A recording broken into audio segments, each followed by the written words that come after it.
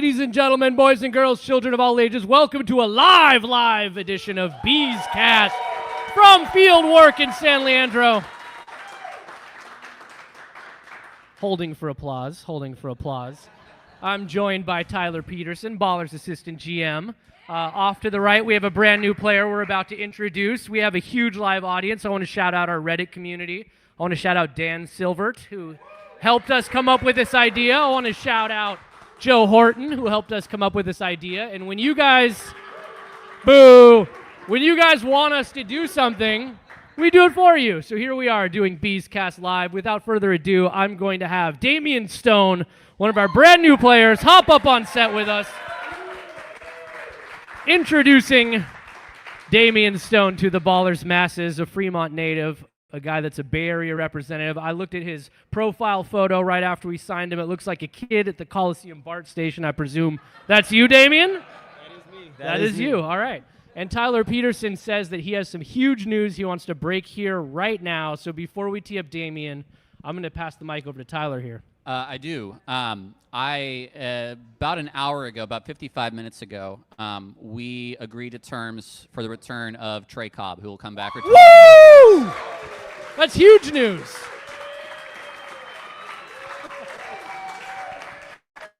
So we'll be excited to have Trey, and you want to talk about a team that went without a great shortstop, which Trey is. So a leadoff guy, starting shortstop.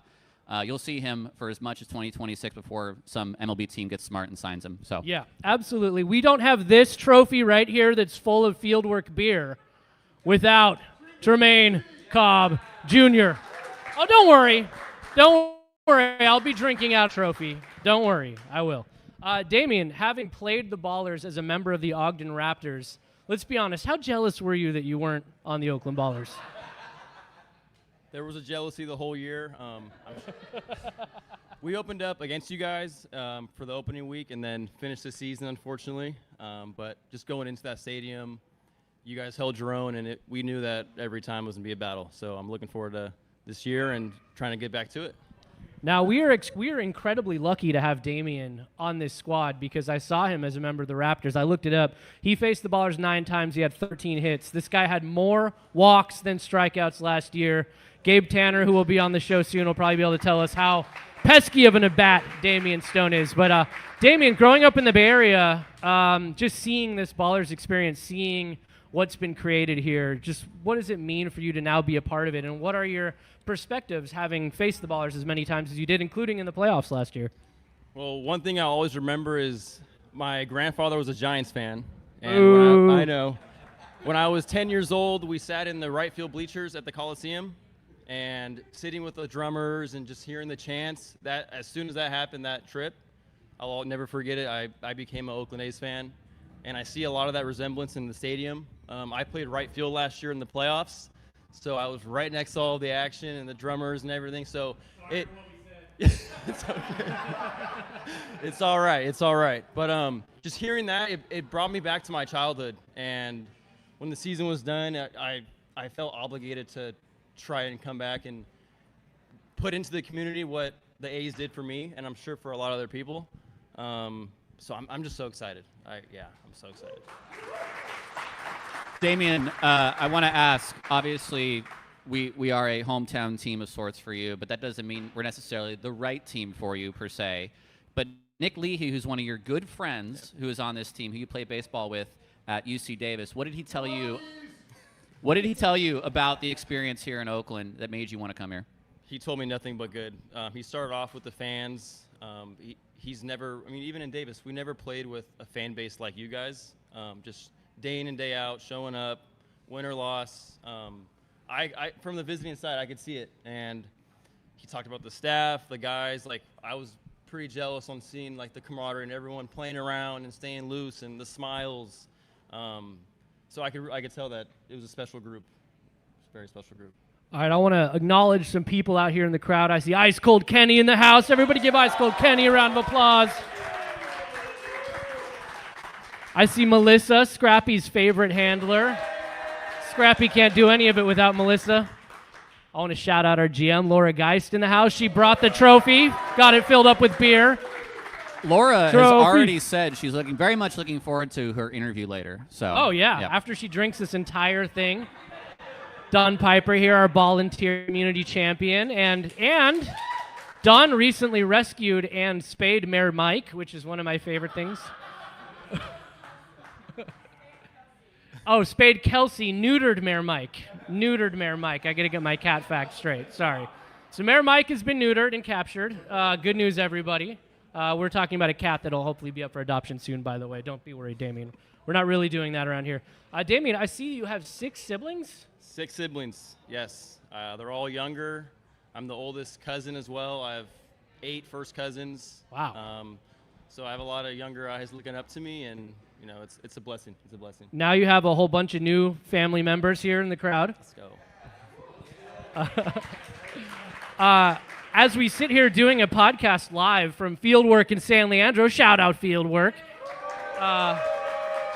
I did notice, Damian, that you majored in communications. So, this experience here is very much a communications experience. How do your training prepare you for this podcast? It's my first test to my degree I've had so far. Okay. So I hope I'm doing good. Yeah, you're doing a great job so far. And soon, Gabe Tanner, Baller's starting pitcher, will be up here with us as well. Let me ask you about your first year in the Pioneer League. You graduate from UC Davis. I'm sure Evan Parker, who's a good players manager, reaches out to you and gives you is it a spring training invite? Yes. Okay. Spring training invite to Ogden. Now, I've seen a lot of baseball at Dobbins, some big gaps. So let me ask you this. Were you surprised at how well you hit the ball in Ogden, or did you always know you had it in you? I wasn't surprised just because even in Davis, it's a graveyard. So there's a lot of balls that if I would hit in Oakland or in Ogden, they probably fall. So it was pretty frustrating. But when I remember, I'll never forget it. I first got to Ogden and guys were hitting BP, and the balls were just doing shoo. And I was like, oh, maybe I can do something here. But I didn't want to get out of my approach. I think I started to find more power numbers later in the year.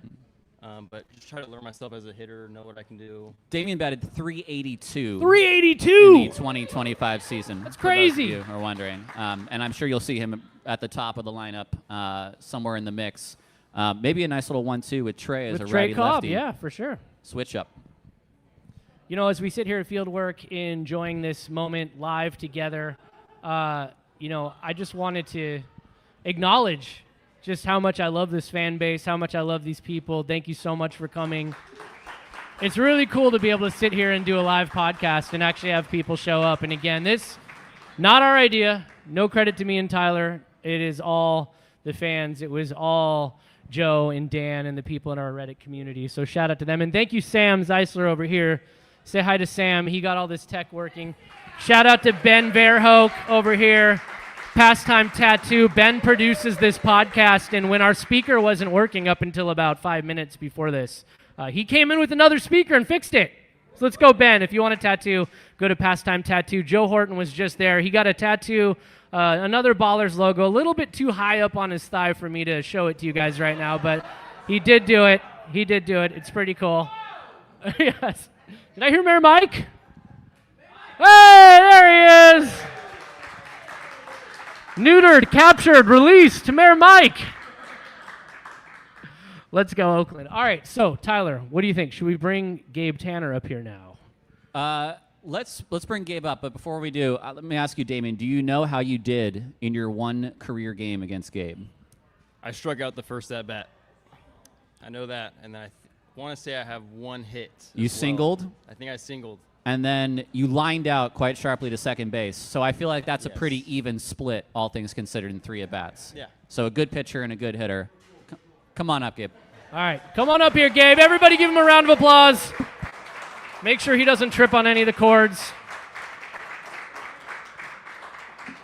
I believe Gabe has already actually taken a sip of fine Fieldwork beer out of the Pioneer Baseball League trophy. I have. It's good to be first. And I will caution anybody that tries to drink this trophy. We're estimating it's a little over 60 ounces. It's very heavy. And when you drink beer out of the trophy, it's very slippery. So proceed with caution. We might have to help you out. If I'll show you guys. guys. Gabe will teach you. I sure hope we've Oh, been. here he goes. Here he goes. Use the knobs, Gabe. Use the knobs. There he goes. Before the end of this episode, Gabe has promised to drink that entire trophy of beer. That's a respectable Congrats. sip, and I hope we do disinfect that because there was beef juice in that at one time. So That was a while ago. It's been clean since then, Tyler. Why don't you kick it off? well, Gabe, Thanks for having me. as we all know, you are back for the 26th season, and you were one of our first signees of this 2026 offseason. But let me ask you this. Having just learned that your starting shortstop will be back for next year, I saw you were very surprised and very hyped up when I said that. So tell me what it's like to have a guy like Trey right behind you at that shortstop position, which is one of the most important defensive positions on the field. I think to describe Trey in one word, I would say automatic. Nice. With him, it's like no doubt there's a play made. I don't need to turn my head. Trey was one of the guys that had a stick at all times. Like I said before, like I've going on the ballers, I've never had the run support like I did on there. That was crazy, unreal having that support. Tremaine Cobb is amazing, great team guy, and I can't wait for him to be back. That's awesome. You know, as we have a live audience here, we also have people commenting live that are watching remotely, and one comment here says, Gabe rules, great player, super nice guy. I can confirm all of those things. All facts. Thank you for chiming in on the line. Loves his mom. There you go. Yeah, thanks, Mom. That was not Gabe's mom. It was somebody else, I promise. Gabe, you know, being a San Ramon Valley High alum like myself, growing up in the area, what I like about the amount of local players that Tyler Petersen has helped us sign is you guys step on the field and it means so much more to you. It's not just like a indie ball team. It's not just a Pioneer League game. This is something that has a purpose to it. It's far more important for people in our stands that are Oakland fans that have lived through the heartbreak and now have something to root for again. We're preserving the love of baseball for these people. So as you step on the mound, like what sense of responsibility do you feel? What sense of pride do you feel? It's an honor of family. I think when I step on the mound, I feel like there's so many like people behind me, so many thoughts behind me, so many words behind me. I think it's just like a different honor, especially being behind Oakland, everything that's happened. There's so many people that are left without something, and then we brought that something to them. It's just something that's different. It brings a lot of responsibility. It brings a lot of honor, and I can't wait to take it for another season. I want to know, Damian is from Fremont, and we've added 3 other players who are local players, Grant from Dublin, Ryan from San Ramon, and Jeter from San Jose. Yep. Did you know any of those 4 guys before or knew of them? Ryan Reese's I've known for a long time. He went to Cal. Damian Stone, very well-known name around the Bay. Definitely have heard about him. A lot of noise behind his name. But yeah, it's a pleasure to have these guys come to our team and do a lot of flamethrowers coming to our team. Grant Manning on his pro day at Tread. Oh my God. Yeah. Like I can't wait to see it unless he gets picked up. You might not get to see it if he keeps throwing like that. I know. And Ryan Reese is a great guy, great team guy. I can't wait to see him on the field. Gabe, I want to just have you humbly remind everybody in the audience, what was your record last year? 9-0 in the season. What about postseason? 2-0, 11-0 overall. Pretty good. Yeah, so Gabe came onto this team and made an immediate impact. I mean, really a guy that threw the first complete game in Ballers history with 93 pitches, a person that made an immediate impact on the staff. And Gabe, I know you had to kind of kick the door down a little bit to join the Ballers. Once you got here, you know, what kind of impact did Jim Dietrich, the Ballers pitching coach, have? Aaron Miles, we have a staff with major league experience. You know, what kind of knowledge did they impart on you that led to 9-0, 11-0, 2-0 in the postseason? Jim was very loose. He knew his guys. He knew how to talk to them. He knew how to treat them. It was like he was one of our friends. We could really like hone in on what he was talking about. If you ever had something to talk about, he would always be a guy that's open to talk about anything. But he's very professional. Jim was a guy that taught me a lot about a sinker inside. That helped a lot. Helped me break a lot of bats. So that was awesome. Jim was a great guy. I give a lot of props to Jim. Let me ask you this. I'll parlay that off of what Casey said. When you were signed, you at first reached out to us. Nothing was given to you in this process, to be sure. And you were identified, I think, after our, let's say, initial group was invited to spring training. And so we sort of had you on a little bit of a taxi squad for a while, and then you got the contract, you got your opportunity. When you finally signed, was it more of a, all right, I gotta hold on to this, I gotta get this, or was it they don't realize what they've just done? It was a tedious process. So it took about 3 weeks. I came every Tuesday through lives, did pretty good. Just want to say Michael O'Hara took me deep in those he took me backside on a fastball out. He took it. I mean, I went to high school with Mike. Mike's have seen me thrown a couple lives to him, so he knows my stuff. But went every Tuesday. After the second time I came, I did really good, and I kind of was waiting for some feedback from Aaron, and I was like, what's the holdup, And then he was like, we're looking on signing you, and then I worked at Stonebray in Hayward, and I was actually at work, and then he was like, hey, he called me in mid shift, and he was like, hey, we're gonna pick you up tomorrow morning, and I was like, I told my boss I got to quit that day. Glacier, your first series, right? Yeah, Glacier was right. my first outing. And then, we had our Tuesdays where we had the dry run of the opening day. Yes. So that was cool, pitching in front of the crowd before I was even on the Ballers. That's right, as a against Black the Sox Ballers. on that day. Yeah, against the Ballers. That was crazy. I mean, facing my own team now, it's like, holy, But it was a great time coming onto the Ballers. It was I needed to kick down the door and show who I was. Let me ask you this, because I know you're not in the Bay all the time, that you're training down with Alex Vesia, I understand, who is also an East Bay pioneer. Yeah. Your sessions right now down in SoCal, what are you guys working on? What's working well? So I have a pro day in SoCal. I'm working out at Cal Strength at home, and then when I go down to SoCal to my girlfriend's house, I train at Bimel Athletics, and then I have a pro day there. And then shortly after there, I'm going to go over to Peoria, Arizona, and train with Vesia, which is a blessing. He came over to the East Bay, and I was kind of put in charge to kind of lift with him, drive him around. It was awesome, just picking his brain about everything. But he was just a very humble individual, and he gave me his number, and I texted him after the new year, and he was just like, come out and train, come out and throw a bullpen, and I was just like blessed beyond belief.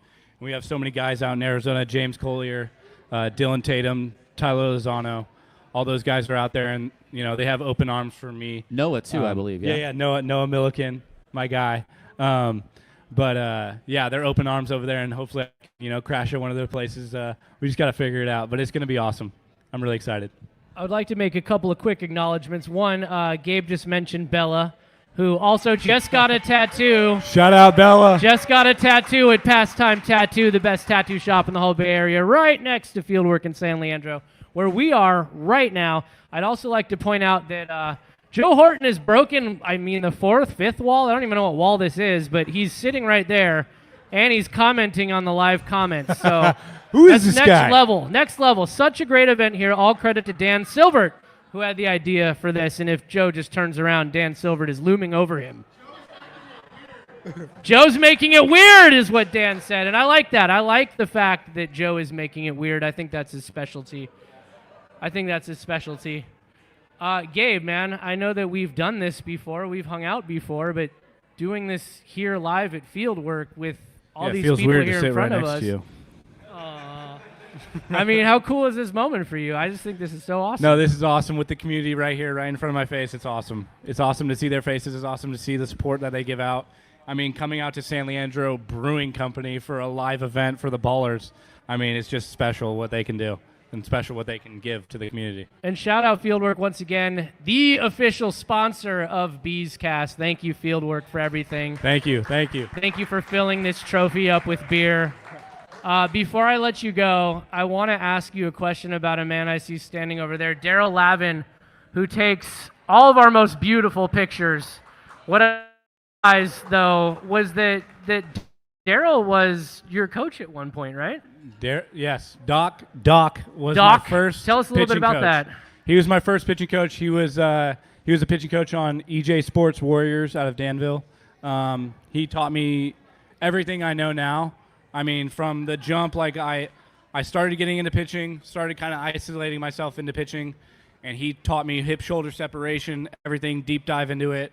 Kind of didn't understand it at first, and he was very slow teaching me. And, everyone that was on the team, he was very patient, and he was very – it left a mark in my career of, like, what to do, how to do it, and how to perfect it.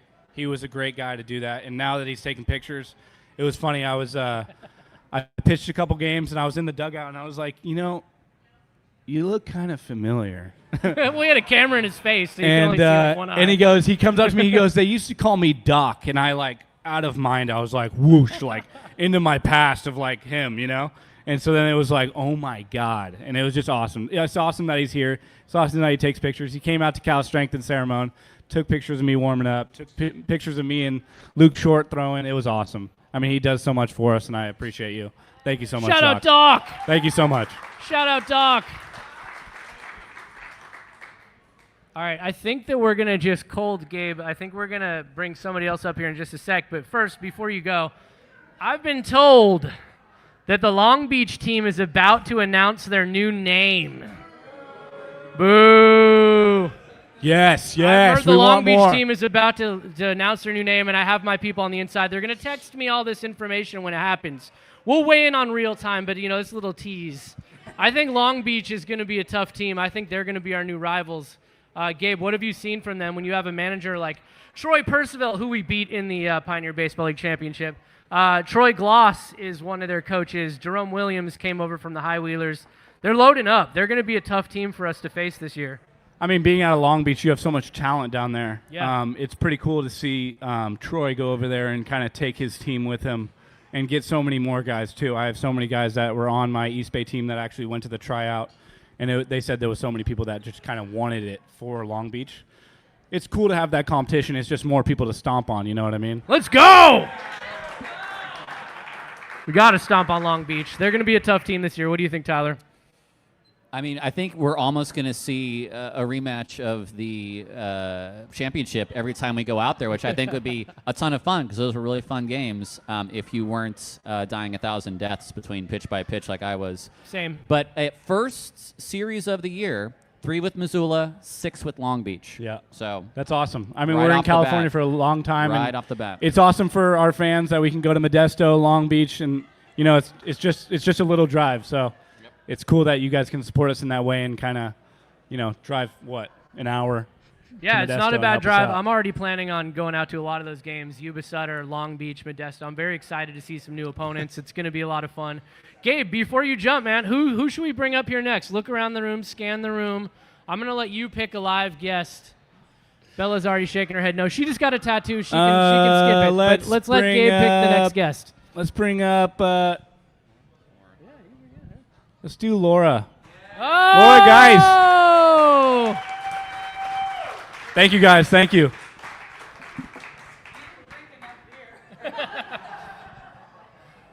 All right, jump on in, Laura. General Manager of the Oakland Ballers. Laura Geist makes things happen. I was just telling somebody the other day after a 6 or 12 game homestand, she and I both look like we went through 12 rounds against Mike Tyson in his prime. I don't think people quite understand just how much work Laura does. So Laura, come on up here, get your flowers, enjoy some field work. We love you and appreciate you. And how cool is this? How cool is this moment? No. We can't drink on game day, Dan, unlike you. This is the coolest. And honestly, like, when people ask about the off season and they're like, oh, do you get a little rest? I'm like, no, it's just as busy, but not nearly as fun. You guys just don't get to see it. We're still as busy. We're still as busy. And so seeing our whole baller fam out here is like It's the very best. I'm so excited. It's so fun to have everybody here. Special shout out to my facilities lead, Anthony, who just walked in the building. Give a round of applause to Anthony. So, Give a round of applause to Anthony. Best buddy right there. He actually makes all of this happen, and that is the truth. Laura, off season, as you mentioned, big things to defend here with this trophy here full of beer. What are you most excited about heading into next year so far? I mean, we have new teams, new destinations, new players, possible upgrades in the ballpark, which we can't talk about yet. But Correct. I mean, what are you most excited about as you're mapping out everything for next year, including, giveaways and promotions and all these different things that we talk about in all these meetings every day? Well, so the biggest thing is running it back on this one. Let's right? go. So huge shout out to Tyler and our coaching staff, who has done an incredible job making the signs that they've made. I'm reeling that Trey is coming back. I'm so excited. It's so great to have Gabe here and Damian coming in. Like, I'm very excited about what this team looks like for 2025. So the team itself is always the most exciting thing, and I'm very excited about that. The second part is we've got a lot of California teams, right? And this was the goal all along, is to build out a very strong California presence. We've got some rivalries that are coming. We've got some rivalries that will be renewed. It's going to be really exciting for the fans. And then I think just growing what is beautiful about the core people here today, right? Yep. Like, these are the folks that have been with us from start to finish. They're people who have invested in us from a fan investment perspective. Shout out to Jorge Leon, who just walked in. Oh, Jorge's in the house.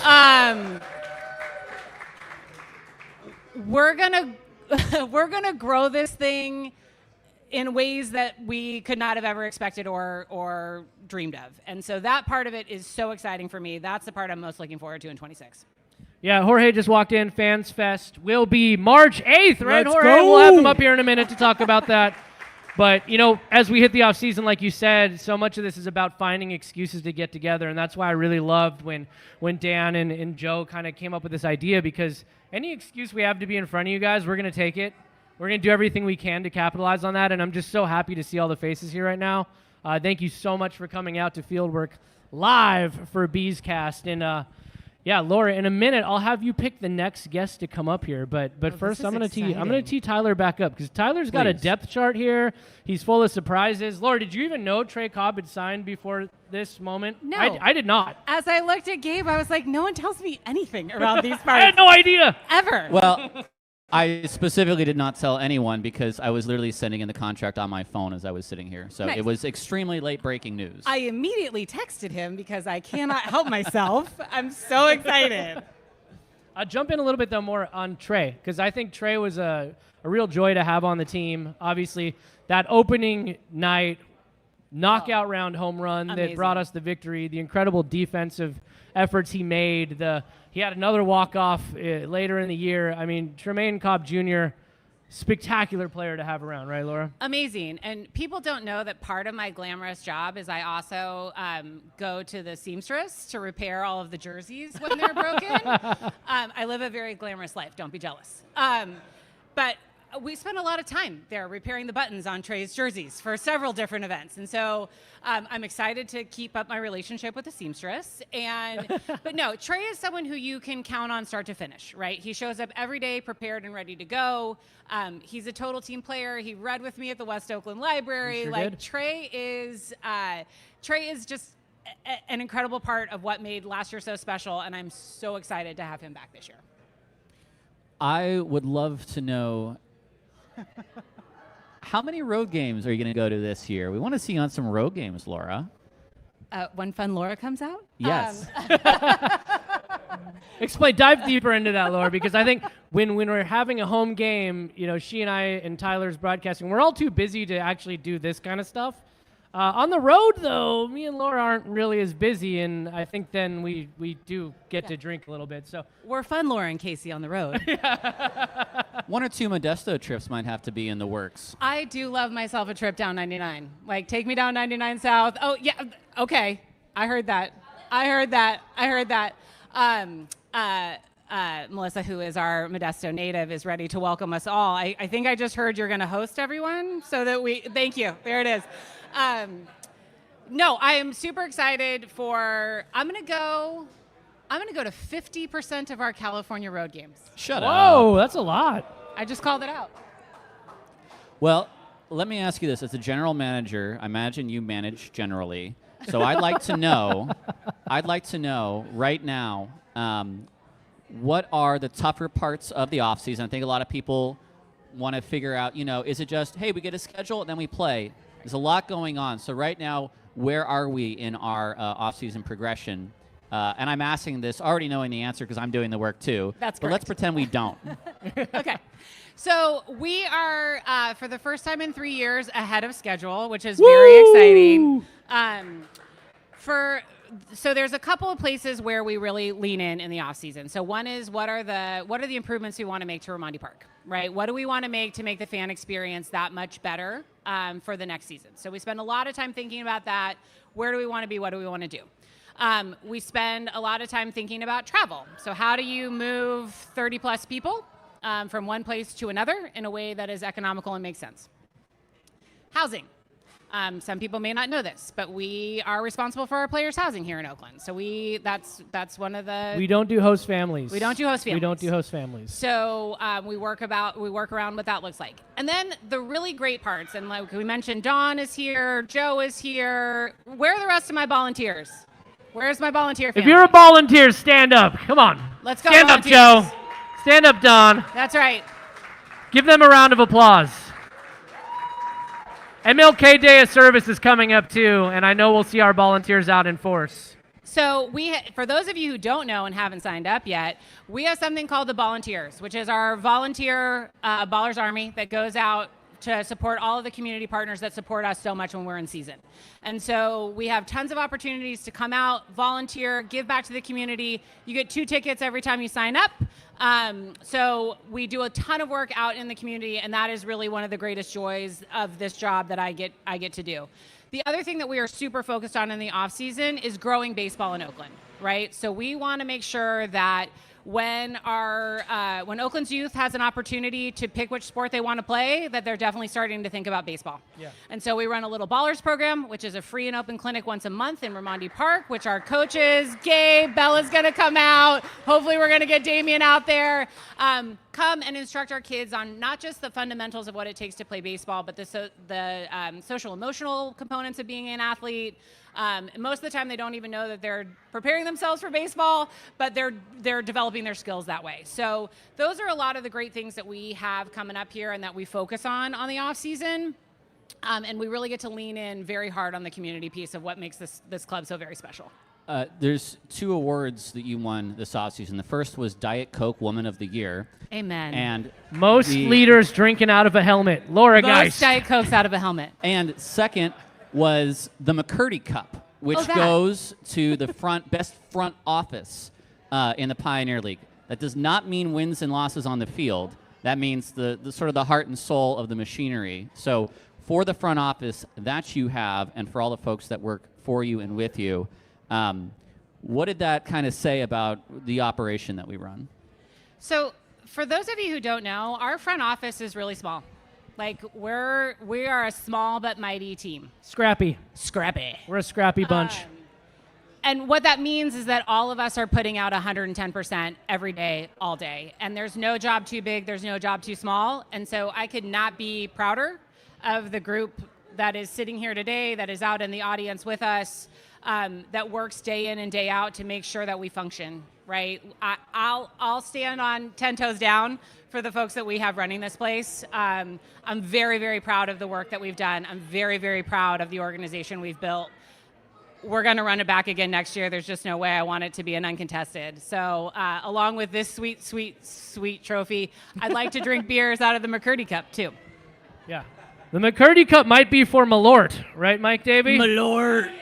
That's a hell yeah for Mike Davey.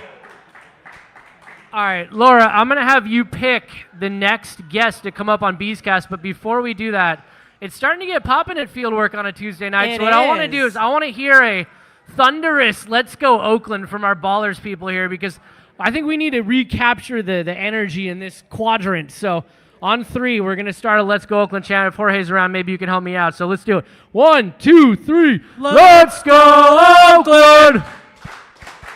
Let's go Oakland! Let's go Oakland!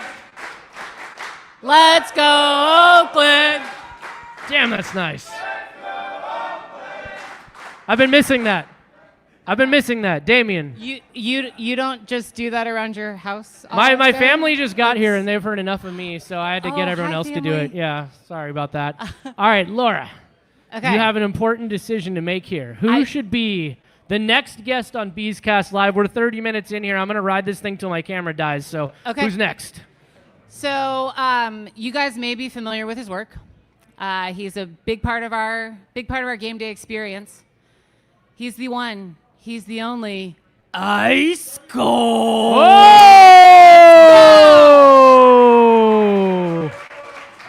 Look out! Here he comes. Watch out for the cables. Hold on, but Ice Cold Kenny's before I coming. go. Oh, here we go, Laura. It's heavy and it's slippery. Laura's drinking from the trophy, everybody. Make some noise for Laura Geist, GM of the Ballers. Right there.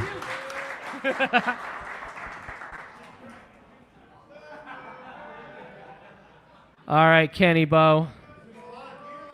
There's a lot of beer left in this trophy, as Dan just points out, but man, making an impact on the Ballers organization and the games is one thing when you're on the field.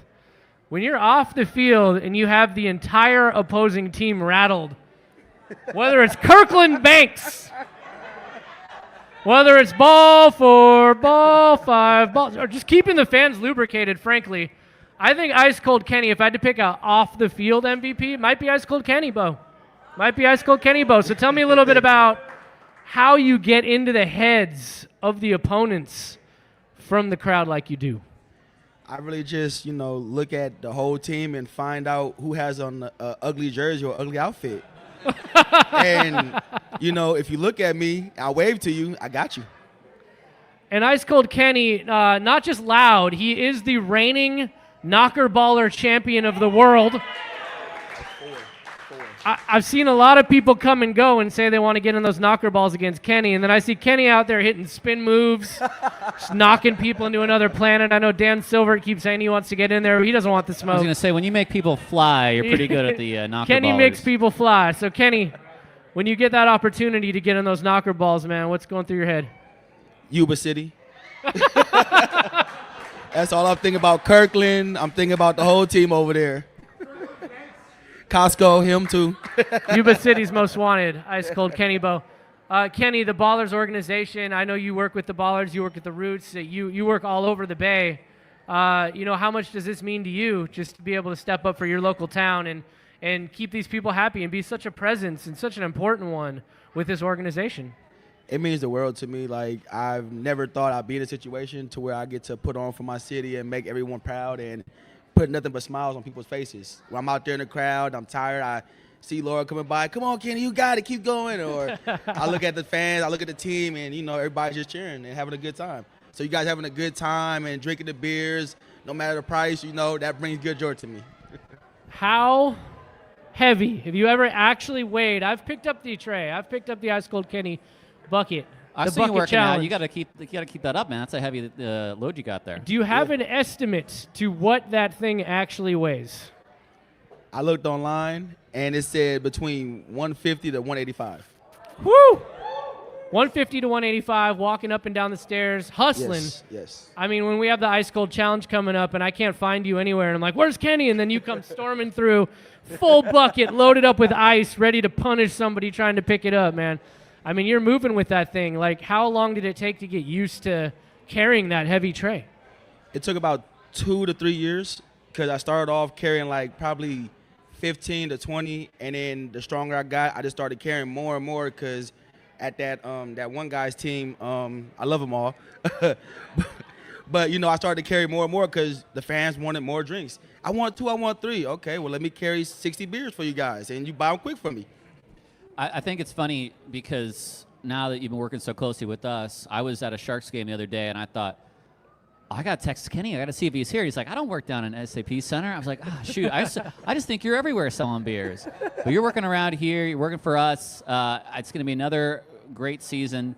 And, of course, we're going to have a lot of fun and festivities with the rings, with the banners, with the new guys, with the old guys who we love. So tell me, how excited are you as the days go by? Spring training's coming up. That opening day is coming up. I'm excited. I can't tell you how many times I talked to Gabe about next year and meeting all the new guys and starting new traditions and just keeping things going and keeping this momentum going, you know? We won a championship. It's time to get 2 and maybe more. Let's be the Dodgers of the Pioneer League. Absolutely. You know what's funny, Kenny? You said Dodgers of the Pioneer League. Some of the other Pioneer League teams have actually said, how are we going to compete with Oakland now? How are we going to compete with – we're like in our second year, and we're already taking over the league. So that's a good point. We're dominating the Pioneer League. Oh, hold up. I see somebody that's very special to the entertainment crew here, Maya Lee, everybody. And she had a special favor. She asked me if we could do this, and now that I see her in the house, I see this coming here. I want everybody in the crowd to get ready. Maya, the queen of baked goods at the ballpark. Everybody, we need to sing happy birthday to Ice Cold Kenny. You see the candles? You see the cake? Kenny, we're going to have you make a wish. I presume it'll be for another one of these. Blow out those candles, and then let's sing some happy birthday to Ice Cold. You ready? Yeah. Blow it out. All right, everybody, ready?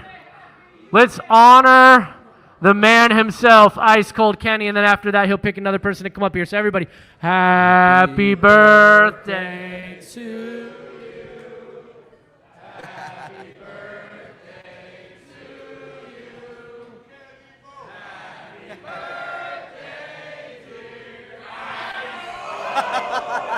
Happy birthday, dear Ice. Happy birthday to you. Oh, all right. Hey, Kenny, I would ask you to pick somebody else to come up here next, but I think the answer's obvious. It's got to be Mayor Mike, right? Yeah. It's got to be Mayor Mike. Come on now, Mayor And Tyler Mike. Petersen, the man that breaks all the news around here. Shout out if you missed it earlier. Tremaine Cobb Jr. re-signed with the Oakland Ballers while we were sitting at this table on Beescast Live from Fieldwork in San Leandro. I hear another special guest is incoming, another new Ballers player. So let's get Mayor Mike up here to impart some wisdom. Thank you, Kenny Bo, for coming up here on Beescast Live. Mayor Mike, recently neutered, recently captured and re-released into the wild. Mayor Mike is in the house. The hot dog mayor, the man himself. The hype man, the man that will be drinking Malort out of the McCurdy cup hopefully soon. Mike, you're going to have to sit down, though. I know you're hype, but the camera's cutting off your head. So, oh, yeah. Mike, how awesome is this moment to see all these fans? I know you miss being in front of these people. Oh, it's amazing. It's being here at Fieldwork. The beers are good. Love coming down here. Love seeing all you people come out here on a Tuesday night in the middle of January. This is just, and the weather really worked out for us. We got to get the outdoors going on. I'm just happy to see everybody here. I'm excited for next year. Seeing the community and the town all happy and eating hot dogs and drinking ice cold beer from Kenny. And yeah. I hate to bring this up, but you're the man to talk to about this. Classic Cal Bowl loss, wasn't it? You know what? It's okay. Why'd you have to go there? It's okay. You know, it's the As same. as a Berkeley man myself. That's the same game I've seen all year, but you know, we got a new coach. We got Tosh working magic. We're dominating the recruiting portal, and I mean, you know, this is Ballers Tack, not Cal talk, but stoked for Cal season next year too. Cal baseball coming up rapidly as well, and of course, training camp just started yesterday, I think. Yep. Both baseball sessions in session, and I would not be surprised at all to see another Bear eventually become a baller. I think both of our Bears have moved on, but we'll keep that pipeline going. That's good. That's another Bear baller going on. You know, I got Connor and Luke to drink Malort out of the trophy last year with me, and that was awesome. And yeah, I was bummed that Ballers Day was during my friend's wedding. Although while that was great, my friend who runs my tailgate was like, yeah, everybody stopped by looking for you. And I'm like, well, I told my friends, I'm like, yeah, these are just like random Ballers fans thinking that you were the spot. And then, but it's cool. Yeah, come on out to a Cal baseball game with me. We should do Ballers Day. We should do like a Ballers Day at Cal, and then we're working on it. We're working on it. We have some meetings coming up with Cal. Cool. Cal baseball season intertwines perfectly with ours. I think there's a lot more relationships to be done there. Yeah. Including with the football team who reached out and was very awesome to us last year. Yeah. And sad to see him gone, but my guy Fernando Mendoza out here. Future Raider. Oh, I hope he doesn't go to the Oh, Raiders. I hope not. I hope he doesn't For go to the Fernando's Raiders. sake. Also a Cal guy. I actually have a great with. video. I'm reluctant to share it, but he actually sent me a video during a Cal basketball game 2 years ago where it's Fernando Mendoza going, "Hey, what's up, Mayor of Oakland? How the hell are you?" And I gotta post it. I'll share it with you on a smaller basis, but it's really funny. Now that guy is now a Heisman Trophy winner. So. All right, everybody, make some noise. Show of hands. Mayor Mike's beard. Everybody, what do we think? Are we pro beard? Do we like the beard? I like the beard. I think it looks good on you. But I'll have the mustache back for the for baseball season. I think that's the it's a winter beard but a summer mustache. I think that's the right vibe. Yeah. Matches the stickers, which I'll make some more eventually. Mike, when you go through the stands at Raimondi Park, you see the atmosphere that's been created by the Ballers. You've seen the way that we've found a chance to preserve the love of baseball for everybody in this room. Frankly, if it wasn't for the Ballers, I don't think I'd be watching baseball anymore after what happened to us out here. So to be a part of that, to be able to energize and entertain the crowds the way you do, to be able to share these moments and memories and beer out of a trophy and all these things with these people, how much does that mean to you as a fan and a lifelong person that's come through and been through the trenches with us on this Oakland sports scene? Oh, it means a lot. It means a ton. I mean, like you said, Casey, it's reignited my love of baseball. I don't think I would follow the sport at all if it wasn't for the Oakland Ballers, just at any level. And I think that it's opened a lot of doors with me because there is a huge I think a lot of people are kind of dissatisfied with what's going on in Major League Baseball right now. And just through social media, a lot of people they work at indie ball teams, and there's a lot of this new Sandlot punk rock thing going on, and old timey baseball's 1886 rules is exploding, and the community all around the country has been reach out to me on my social media channels, and I had the pleasure of us vending hot dogs at a vintage baseball tournament in October. Yeah. I got to meet Bill the Spaceman Lee. That was as awesome as it sounds. He is 78, but he's still out there. He's still a spaceman, and that was a lot of fun. And I don't think stuff like that would have happened if I wasn't working for the Ballers. And I think a lot of people around the country are looking up to us as kind of a newer model that's hopefully going to make some waves and be something a little different. I think a lot of people see what's going on in baseball and disappointed with the John Fishers of the world and just want to get, just kind of like James Earl Jones says in Field of Dreams, remember what it was like and get the same joy that they had when they were kids. And I've gotten that so much at Raimondi Park from so many different fans. My mom drove down Sacramento, finally went to her first game at the end of last season, and I was up there visiting her during Christmas and with her neighbors and everything else, and she just could not shut up about what I'm doing and what you guys are doing. She's like, "Oh yeah, vintage baseball in its finest. It's really kind of old school and new school. It's great." Yeah, you kind of have to experience it to really understand it. We have another special guest that just walked in, another brand new baller. We're going to bring him up in just a second. But before you jump off, Mayor Mike, just the social media aspect, the forward-facing aspect of this role. You don't always have vendors that take such a forefront in the team and the fan experience. And so for you and for Kenny and being as active as you guys are in the fan base, just how cool is that? And how much responsibility do you bear to kind of keep the vibes going for the fans? Oh, it's so cool. I mean, it's so cool to have all these people just interacting with me. I'm very active on social. I love to interact with people on and offline. I got invited by Dawn and a bunch of our, and Daryl and everyone, Kathy over there. They invited me to a watch party. And I only met them through the Ballers, and it was just awesome to be invited by fans into their home.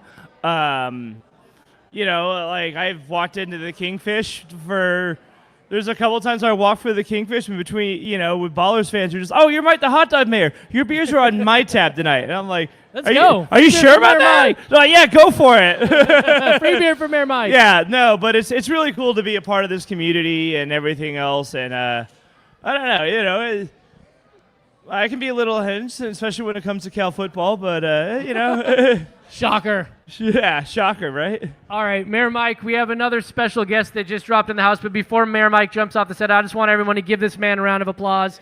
One of the hardest working people at Ramondi Park, an absolute legend. When I say go, you say Ballers. Go! Ballers! Go! Ballers! When I say go, you say Ballers. Go! Ballers! Go! Ballers! All right. So who's next? Give me a beat. Give me a beat! Little louder. Give me a beat! What's that spell? Let's go, Oakland. Let's go, Oakland. All right, we have another special guest jumping up onto the set. Mayor Mike is going to take a swig. Let's go, Mayor Mike. There he goes. It's not easy to drink out of that trophy, folks. That this trophy is not. has seen beer, it's seen Malort, it's seen beef juice, it's seen tequila, it's seen just about everything. It's the beef juice that gets to me, Case. It's the beef juice that gets to Tyler. Tyler Petersen, you said we have breaking news. You said we have another special guest. I want you to introduce this special guest right now on Beescast live from Fieldwork. Well, Gabe Tanner. Gabe spoke highly of this lefty, currently the only lefty right now in the Ballers pitching staff. Ryan Reeses, please come up. We're putting him on the spot, folks.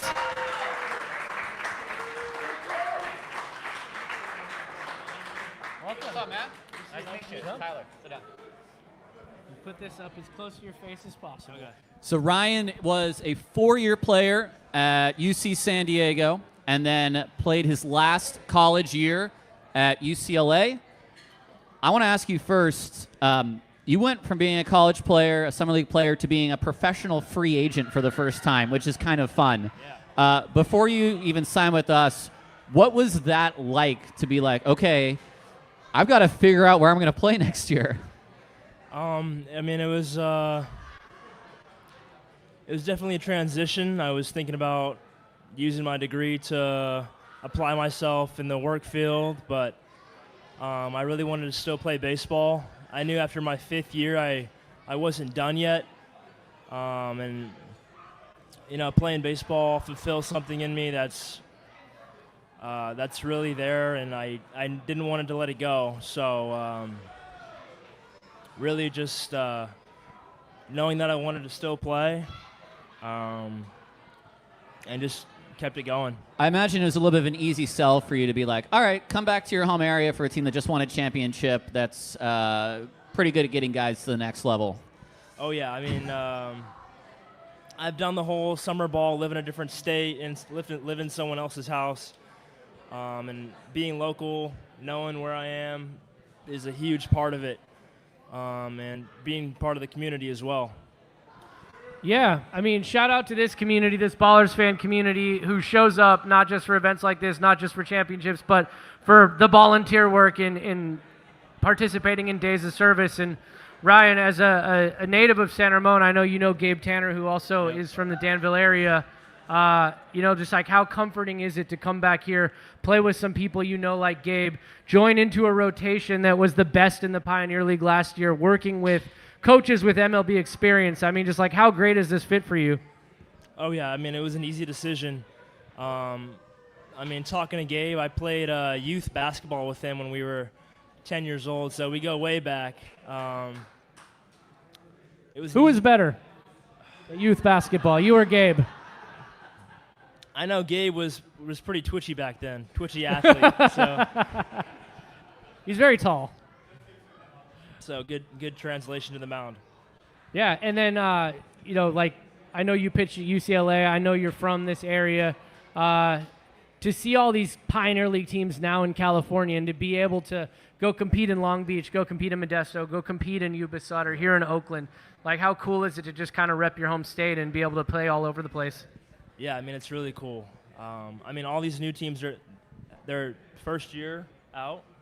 I've been trying my best to keep up with the amount of teams in Long Beach, Modesto, but I mean, yeah, easy decision just to keep it simple. Yeah, I mean, like, we often say that we're stealing baseball back from Oakland or for Oakland, and now the movement is spreading. You can actually see it happening in real time with this fan base and with this team, and now the movement is spreading to other California markets, and Long Beach is going to be a big one. Again, I heard we're going to hear their new name soon, and I promise to make fun of it as soon as I learn it. But I haven't heard it yet. So when I get the text, I promise I'll make fun of Long Beach, but not yet. I'm waiting to hear the name. Totally. I don't know if you know this, Ryan, but we had you on our board for 2 years. We were following you back for your last year at UCSD. It's almost impossible to figure out who has another year, who's going to stay. No, I get you. So sometimes you get it wrong, but we kept you on your board for another year. We talked to a few Major League scouts that had you either turned in or on lists or who had talked to you. And there was one coach in particular in this league that was completely mad at himself that he forgot to reach out to you, and we got to you first. Let me ask you about your experience in the draft league, because I don't think a lot of people casually know what that experience is like.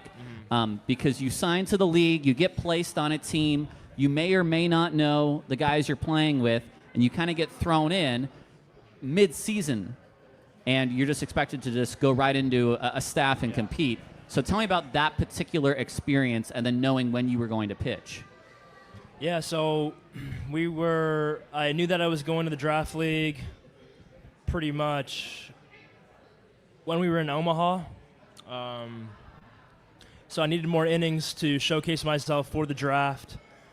So I pretty much kind of squared some things, my family and my agent, we squared some things away with the draft league.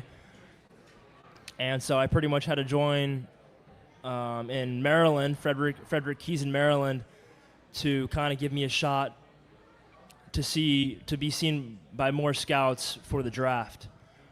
So being thrown out there after coming back from Omaha in the College World Series, I mean, it was just kind of like get out there, talk to the coaches, schedule yourself, get ready to pitch and be seen. I understand that you're going to try to compete for a rotation spot if in your conversations with Aaron. You have not pitched that level of innings in any one season in college. So what are the kind of things you're doing this offseason to ramp up for that kind of workload? Yeah, so I may not have pitched that many in college, but all of the pre-seasons, I was built up to go 60, 70 innings. So it may not on paper have visualized that I threw that many innings, but I was built up for that. How excited are you for the opportunity to not just work with us, but to know that we'll be working with you, with your agents? I'm sure we're going to have sort of one eye toward the big leagues. We're going to have one eye on getting the next guy out. Yeah. Very much like a draft league situation, but now in organized partner baseball with MLB. What makes this offseason different from the other off seasons you've had? I would say the only difference would be I'm not at a school where I'm with a coach with facilities. I do have my own coach and facilities now, but it's not a part of a school. I'm back home, so a lot of people I knew from growing up are still playing baseball. I'm training with my hometown friends, but I mean, the biggest point is I'm playing in Oakland, so let's go. Let's go. It's definitely something else. All right, give a hand to Ryan Reese. It's another new Oakland baller. Shout out Damian Stone, another new Oakland baller. Shout out Gabe Tanner, who helped us win this championship trophy here. We are live at Fieldwork on Bees Cast, and I want to bring up another man right here. Real quick. Yo. Ryan, you're not obligated to, but you're welcome to drink from the trophy if you desire. If you'd like to try to drink from the trophy, yeah, Razor, make some noise, make some noise. It is very heavy, be careful.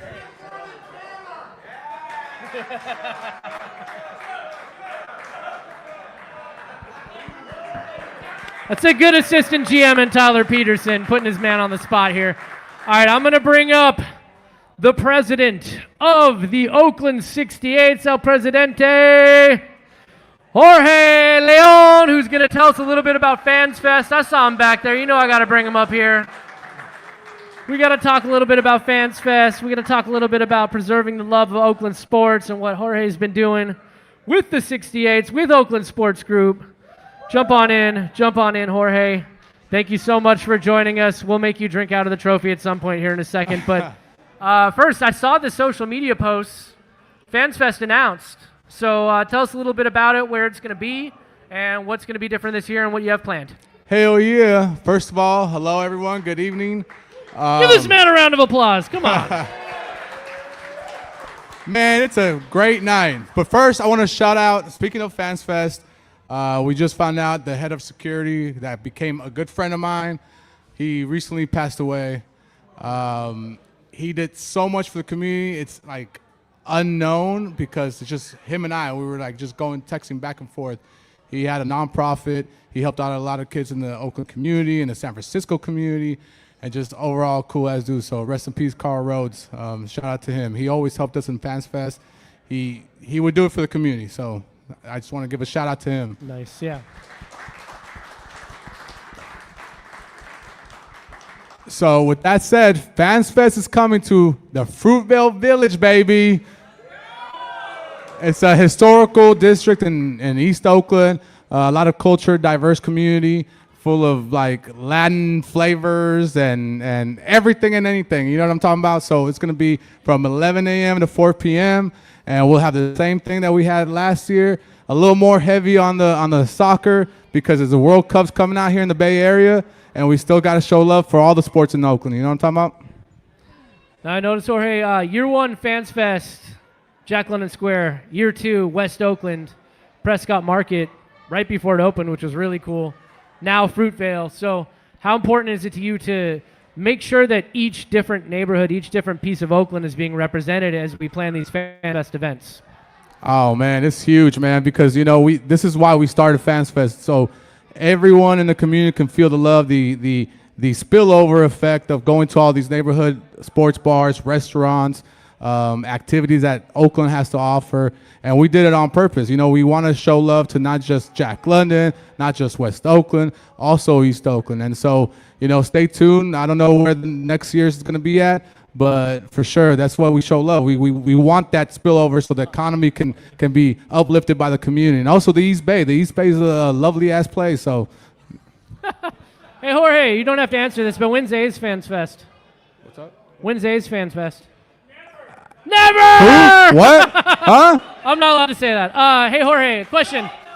Are you going to sponsor a bus to the San Jose Giants game again this spring? It's a funny question because that's not official yet. It hasn't been confirmed or announced. But if we played the San Jose Giants again, would you sponsor a bus? The fans want to know. I thought it was about to be breaking news again. Not yet. Only Tyler breaks news around here. No, I mean, you know, we always about it. Maybe we'll have a sponsor bus to Modesto with a little bit of hotel. Maybe even Yuba City again, a boring-ass town, but we'll make it happen.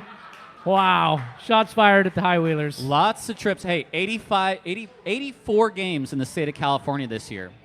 Woo, baby, you're going to make me broke. We are a nonprofit, so it's tax deductible. Anything you want to donate to the Oakland 68s, we're not only about having fun, but we're also about putting it out in the community. Jorge, in addition to being a president, a fan, you are also a fan, what's the term? Fan board member? He's a board member, folks. What are the important decisions that have been brought to your attention recently regarding Oakland Ballers You're baseball? putting me on the spot here. Huh, Tyler? I like that. I like that. Does the board approve of Tyler Petersen's performance? That's what I want to know. Did you approve my new $1 raise? I did, you know. We'll have to talk about that. You know, you're putting me on the spot here. We'll have to bring it down a little bit. That's $1 a year, by the way. So, you know, I think what I take way more responsibility and actually care about is making a fan experience possible. So I am I mean, you know, the Oakland 68s, we're all about like the fans and the consumers, and we try to be there as a representative to all y'all. You know what I'm talking about? And even the players, because the players don't have a lot of voice. And so I think the players and the fans always have to be one-on-one, because we can make the noise. They can also come to us and support us, vice versa. And I think that's what I take the most responsibility. Let me ask you this. The 73-win season, the run we had, coming back in the championship, 2-0. It's hard to say we're going to do that again, but it's the sort of thing where you had to be there. That was the year. So do you look at it like, hey, we're not exactly going to do that again. We're going to try to win it all. But that year was special in its own right, and you're going to have that year forever. What was that year like, start to finish, from your eyes? Man, from our end, and I'm sorry I have to start like from the inception of the Ballers, it's just been to have a professional baseball team again in Oakland after what happened with the other team that I don't even know what their name is anymore. The team that shall not be named. The first year was special. This second year was even way more special just because of what you said. I mean, records were broken. Being down 2-0 and then coming back home where I knew that we were going to make some noise. I mean, I promise you this to all the new players that are out there that are thinking about signing, that have already signed, we will bring the noise, and we will be the loudest ones in all the minor league baseball. I mean, you inherited a major league fan base. I don't think people understand that. You know what I mean? And so we know how to bring the noise. We know how to do it. And then this last season was just amazing. I remember going around in downtown Oakland and saying, this is what Oakland's about, you know? I think it's the sort of thing where, for me, day in, day out, I am so consumed with the work I do. And maybe for you, like, you are doing work of your own in organizing, in getting things set up. But when we won, when I had finally stopped talking, when I saw those fire cannons shoot off, I think right when I saw those fire cannons shoot off, I thought, oh, that's something we didn't plan. That's something that didn't happen. That's just something that happened. And then all the players ran over. They all got soaking wet. At that point, it was like, oh, this is really darn cool. Yeah, that was. I remember that like vividly, like it happened yesterday. Just because I know that, you know, how tirelessly the operations, the management, everyone's worked for. The players specifically, the fans wanted this. This wasn't just for them. It was for all of Oakland, all the East Bay that lost something. And again, it just speaks to the volume of what Oakland is about. Things happen organically, just like our chants, just like our drum beats. And that was way more than just a championship. It was kind of a slap in the face to all the doubters and all the haters. You know what I mean? Yeah, and you touched on something there that really resonated with me, Jorge. We went to Idaho Falls in the championship round in a best-of-5 series. I was there, Tyler was there, Laura was there, Gabe was there. Actually, you weren't there. We went down 0-2. He had to get ready, Casey. He had to get ready. We were facing elimination, down 0-2 in the championship round. And when we came back to Oakland, everything on the line, like it was win or go home. 3 straight wins to win the championship in Oakland. Beautiful, baby. And I can say this with full confidence. Most people can't say this. They try to say it about their fans, but it's not really true. It's true here. The difference was you guys. We went down 0-2, and the flyover for sure. We went down 0-2 in Idaho Falls. We came back to Oakland. We won 3 straight games en route to the championship and the celebration. All of that was because of the fans. You guys had them so rattled. You had them so rattled. And a lot of that starts with the Oakland 68s. It started with the flyover in 2. I don't know if I'm allowed to say this because it's like, are we allowed to swear on YouTube? I won't. When we booked the flyover, I called it Operation Make the Chuckers Bleep Their Pants because that was the whole goal.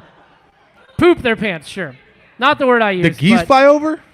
the geese flyover opening day was special, but the flyover to start the championship round, the way the fans showed up and made the noise. Do you know how long they it were took me to rattled. train those geese, Casey? Come on. And spent years training those geese for this moment. But yes, I mean, I'm serious, guys. Like, I'm joking around about some of this other stuff, but it was the fans that made the difference. It was the vibes at Raimondi Park that made the difference. We were in Idaho Falls playing in front of fans that were making no noise. We went down 0-2. We came back to Oakland. We won all three. It's the fans that make the difference. I also want to say that, like, when you guys were on the road, when the Ballers were on the road, we had watch parties in downtown Oakland, and they were packed, okay? So don't downplay the power that the fans have, that the players have. We brought it out, too, all right? So even when we lost, we still came out. We just got a comment from Nate on our live stream chat, and he said, "Happy birthday, Kenny, Ballers in 5." And I saw you holding up that 5 a second ago. Hey, I didn't think it was going to go 5, but you did, and you were firm that it was going to be Ballers in 5. You said it the whole time. You were confident. And what happened? Ballers in 5. Ballers in 5. So what's the lesson here? You listen to Ice Cold Kenny Bo. You listen to Ice Cold Kenny Bo, for sure. Jorge, bring in the drums. Bring in the traditions, bring in the fan base here. I think that, like, people will talk about Oakland losing 3 pro sports teams, but what never left was the people. What never left was the fans. What never left was the people that we made memories with together, and what made it special all along, the people. So to be the face, to help bring those people back to baseball in West Oakland, the sense of responsibility you have for that. I mean, just how proud are you to see the way that everybody responds when they come out to right field? Oh man, it's amazing, and you know, it's not like I said, like I am the face, but I mean, there's so many people that I like to thank out there. I mean, from your operations crew, like Laura, man, she's amazing. Laura. From I'm gonna shout out David Renetti because he's someone that like was very meaningful in my life too when the other team was around here, and I know how hard they work. From the fans like Ross, like Cass, Shireen specifically. Hey, wait. Put your hands up back there, Ross, Cass. You know. Give them a round of applause. So those are all your drummers, Jacqueline, Alex. I mean, they come in, you know, straight from work. They go in and they show up there with their spirit, high spirit, full energy after just working. So shout out to them. I mean, I'm just the guy that's probably the asshole of the group. So, you know, I have their backs to the end. We could. Tyler and I were just talking, like, we've been taking live questions in the chat, but we have a whole room full of people here right now. Oh, yeah. Does anybody want to ask questions? Who are you pointing at, Gabe Tanner? Gabe Tanner's pointing. He's pointing at Anthony. You want Anthony up here, Gabe Tanner? Let's go. Let's All go. right, you want to pass the mic to my man Anthony over here? Anthony, you're going to have to get up here now. Gabe asked for it. Laura's bringing him up. Everybody make some noise for Jorge Leon, President 68's my boy. I appreciate you so much, Jorge. Let's go, Oakland. Take a seat, my friend. Have a seat, sir. This is Anthony, who literally has poured his blood, sweat, and tears into the ballpark. A lot of sweat! Over the last 2 years. My first question is, what was your most recent, or what is the next marathon you are running? Because you are an avid runner, my friend. Shout out Oakland Marathon. Always the Oakland Marathon. Unfortunately for me, we always have the Bill Roberts Classic the day before, and so this year I've kind of accepted that the Oakland Marathon is just going to happen. It's not something I can be super prepared for because I'm probably going to be at work until midnight the night before. But the next marathon is in Mesa, Arizona, the Mesa Marathon, February 14th. So getting ready for that right now. Let me just explain something to you guys. While we're beating ourselves up trying to get homestands often successful, I run into Anthony at the ballpark, and he's doing the same thing, except he just ran probably like 100-yard laps around the ballpark, in addition to beating himself up at the ballpark. And some of my favorite moments are looking over and you're either sitting by the edge of the dugout in the field, just collecting yourself, or You're literally cleaning the dugout in the middle of the game. So, like, take me through the difference between when you feel like you need to clean or just take a moment because you're out there busting your butt. I think there's a stress level that is... What stress? There's a certain stress level that I reach on most days, and if I don't hit that level and I've been sitting there in that spot you're talking about for too long, it just feels like something's off and something's going to go really wrong if I don't find some work to do. So if it's cleaning the dugout, that's fine. If it's something else, I'll figure it out during the game, but it's got to be something. I can't sit in that spot all game. Dan Silvert asks, how's your arm? I know you were wearing a sling towards the end of the season there. So good news is I don't need the sling anymore. The bad news is I think the best solution I have, I told Laura this yesterday, I think I might just have to become right-handed next season. Oh, okay. So working on that. Let me ask you this. In your career, you spent time on the campus of Long Beach State, who will now at Blair, I believe, Blair Field, is that it? Yep. Host the Long Beach nameless team as of still right now, yes? Yeah, I've been told I will find out the name of the Long Beach team during this podcast, but my camera, it's been an hour 15. The camera might die at some point, but... Well, let me ask you this, Anthony. Maybe. Is it a, oh, that's so cool, my team's going to play Long Beach, or is it more of a, I can't wait to beat those suckers? It's definitely the second one. Long Beach, Blair Field was my last stop before I got here, and I kind of thought it was a joke when they had explained to me that that was the next stop, and then they started naming people that I worked for before I got here, and I was like, oh, this is serious. Okay. So definitely want to be top dog in California and in the Pioneer League, and especially against Long Beach. So you'll make sure that when Long Beach is in town, the edges of those infield grass are going to help us, right? Whatever it takes. All right. Anthony, you're a man of many skills, and you step up in so many ways for the Ballers, but this year, your role is evolving, it's changing a little bit, and you're taking over in a lot of ways the maintenance of Raimondi Park's field. Can you tell me a little bit about what you've learned, what you're continuing to learn, and just how that's changing your role going forward and what it takes to maintain the pristine playing field that we have at Raimondi Park that we all celebrate? It's a historical baseball field. It's a place where Ricky Henderson played. It's a place where Kurt Flood, Veda Plinton, Frank Robinson played, where Bip Roberts played, Fred, Ricky's best friend, played. It's a historical field. So to now bear the responsibility of maintaining it, what does that mean for you?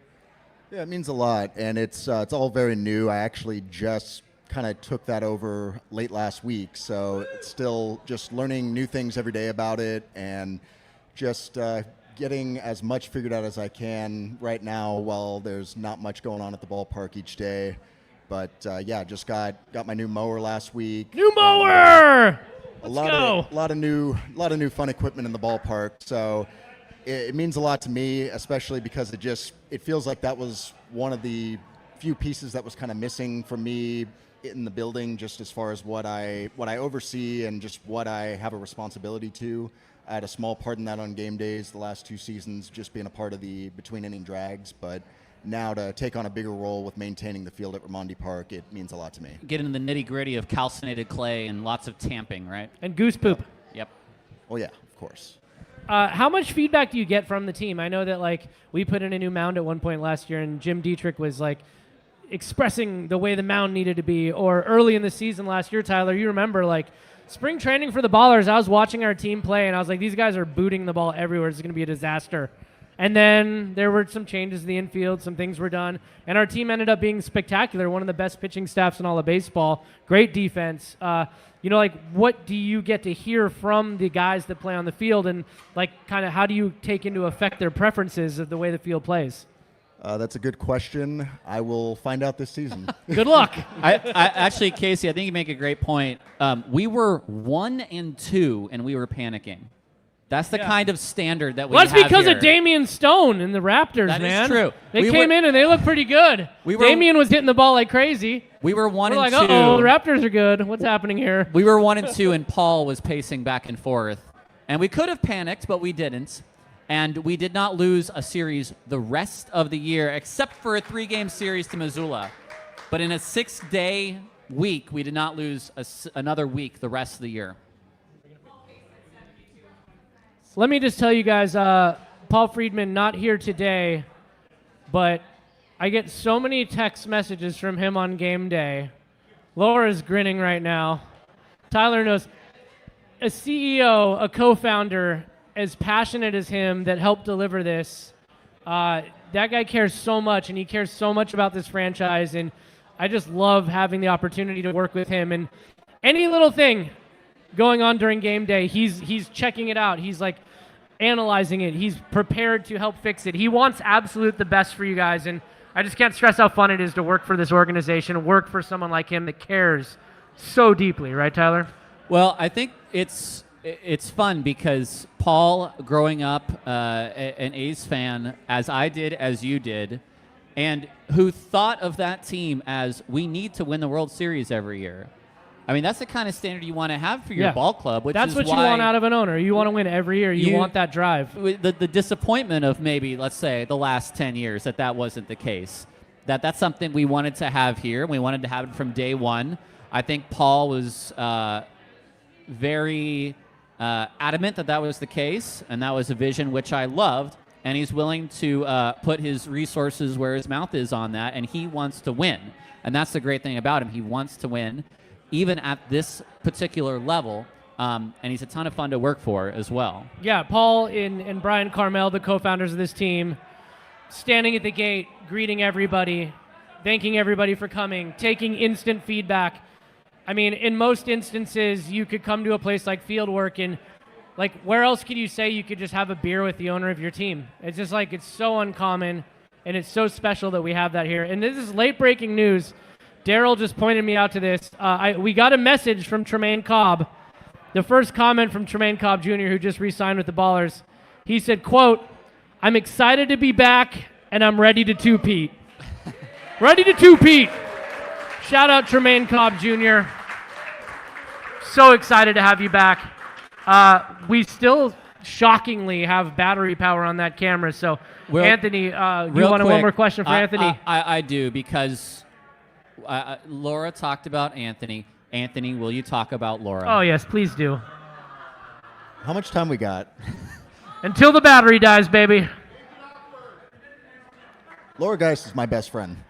Aww. And I got lucky in so many ways when I got here to Oakland a year and a half ago, but number one on the list was having Laura as a boss and then as my best friend in the world. I love you, Laura.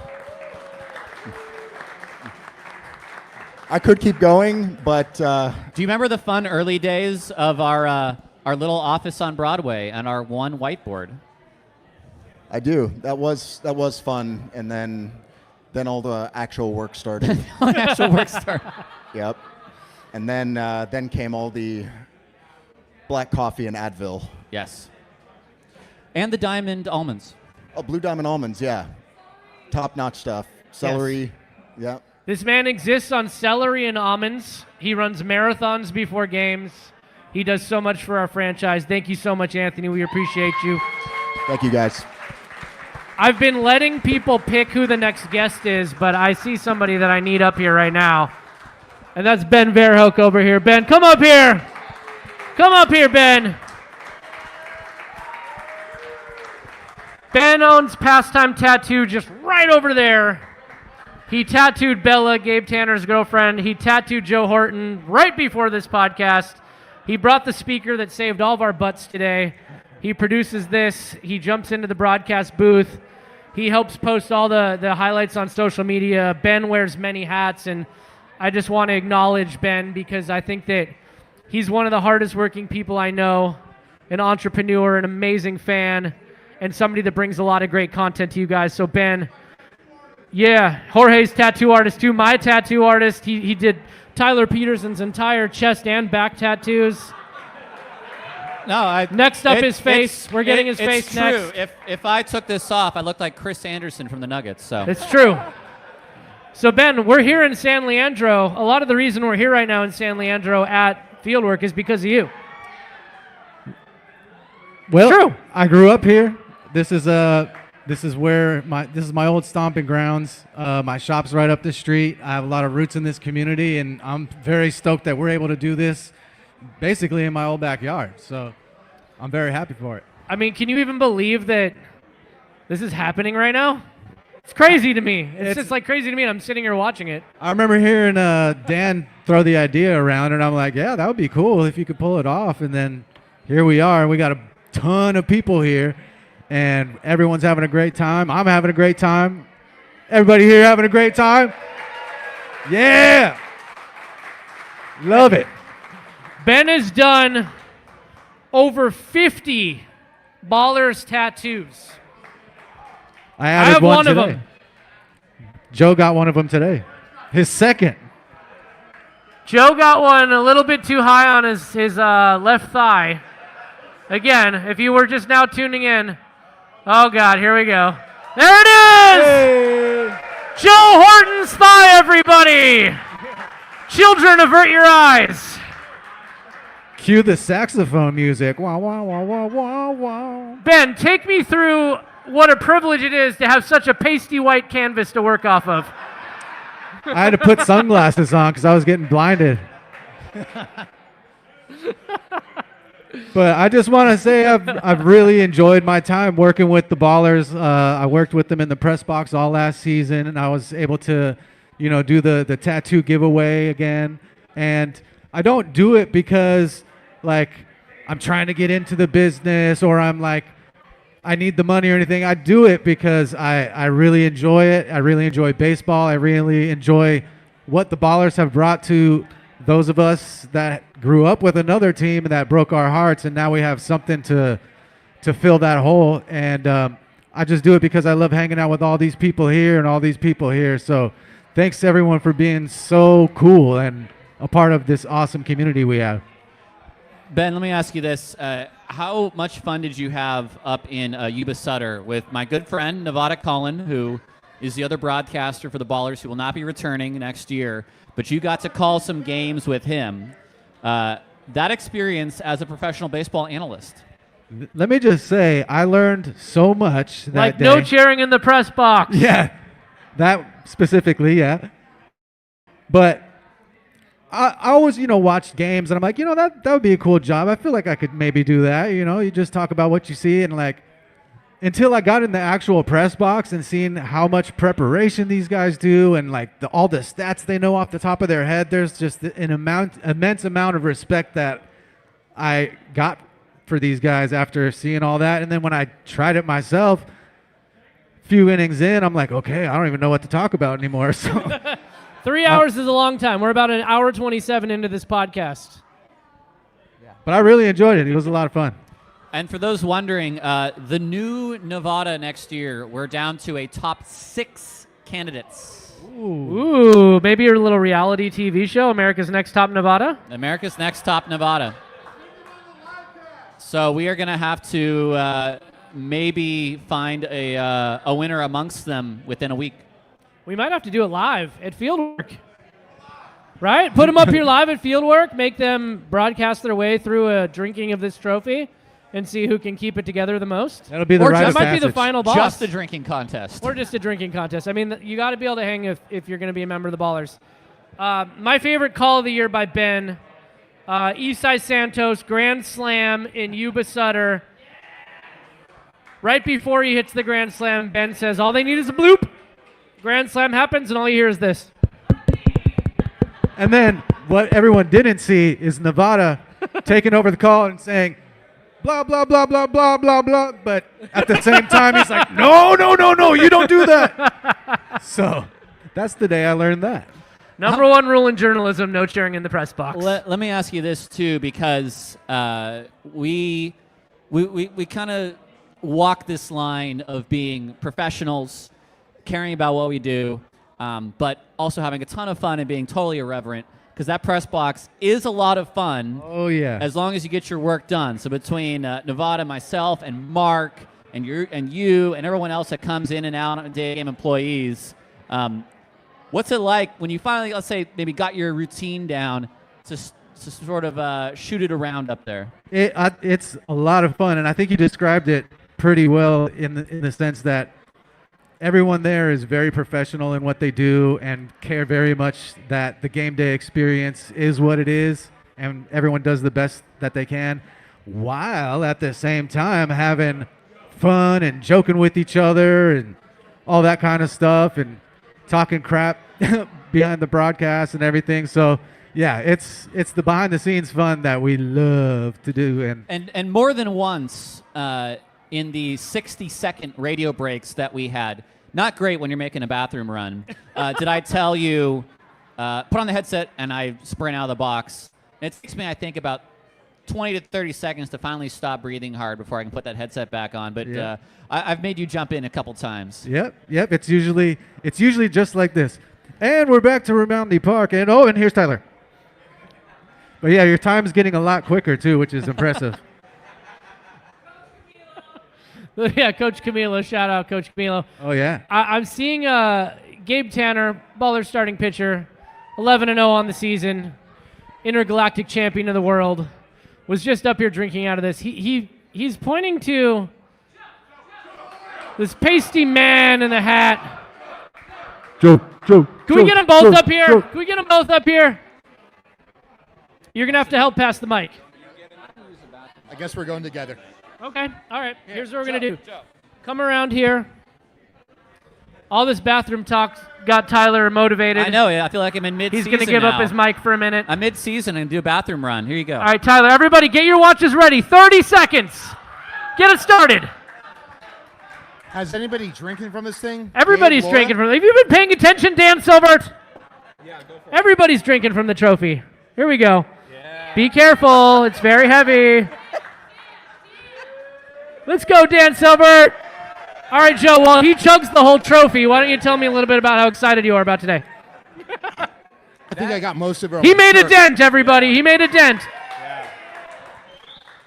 Yeah, that made a difference. That's a big difference there. That's yeah, a large trophy. Beescast Live, sponsored by Fieldwork, live from Fieldwork in San Leandro. That's what you call a reset in the business. But I did it because it started with a message from Dan just saying he really wanted to come up with a reason for everybody to get together in the off season. And Joe dispatches from Ramondi. If you haven't checked it out, it's the greatest thing going. Amazing journalism coming out of Joe Horton and dispatches from Ramondi. And he's very flexible, as we learned in, we learned that in Idaho Falls. He had a fan in the crowd, I'll tell you that much. But Laura knows what I'm talking about. But, you guys wanted to do something nice for the fans, and you came up with this idea, and I said, hey, pick the time, pick the day, and I got you, and here we are. So I guess, Dan, I'll start with you. Just kind of what made you think about doing something like this? How much do these people mean to you? And how much does this Ballers organization mean to you, and to be a part of doing something like this for the community? I just love this team so much, man. This last year was awesome. I've been an A's fan since '87. Broke my heart. Just this last year was amazing. It's more than I could have hoped for. 30 seconds, everybody. Hell yeah. No, you stay up here, Joe. Come on, Joe. Right on time. That was amazing. Joe, come come sit back. next to Dan. You're going to need to talk, my friend. This is a moment that I think you both need to have, because as we work towards telling stories and supplying our fans with all the information, transactions, just vibes, just all kinds of fun things, you stepped up with dispatches for Ramondi, and I mean, I can't tell you how many times I cried last year. And I'd say pretty much every time I cried last year, one was doing knocker ball with Jorge. All the rest were reading dispatches from Ramondi. So just stepping up and writing the beautiful passages that you're writing there, like what inspired you? What led to this? And tell us a little bit about the project and how quickly it's growing. So the big thing that I would say is dispatches from Ramondi, dispatchesfromramondi.com. Please join us. Please join us. We are looking for anybody who would like to write and help cover this team and be a part of this team. We have started already. We've had 15 pieces written by members of the community, people who have been associated with the team in the past, people who have not been associated with the team in the past. So please reach out. We would love to have you.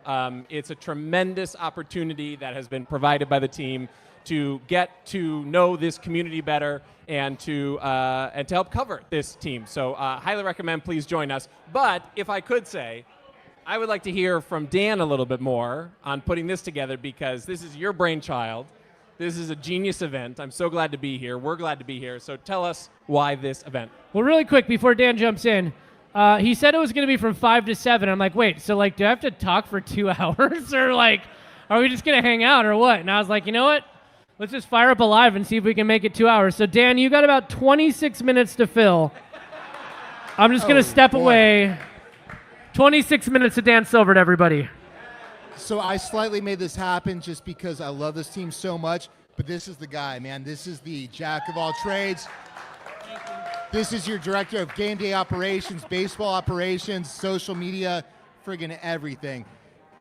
That guy is the guy behind the guy. You are so lucky. Between them and Laura Geist and everybody in this organization, I've had an eye on this team for the last year or so. It's exciting watching what's going on here. It's not an accident. This team was 73-23 and 1-3 and 1-5. It's all about the organization. It's incredible. These people are amazing. Thank you, Dan. He only said that because I'm going to pay for his beers, and he drank about 60% of this trophy. Let me drink a little bit more. But yeah, thank you. And you know what? Like, when you come up with the idea to do things like this, I think we're just our immediate answer is yes. Got to post for the photo. Immediate answer is yes. And he's wearing half of this beer, everybody. He's wearing half of this beer. All right, Joe, he left you with about 24 minutes?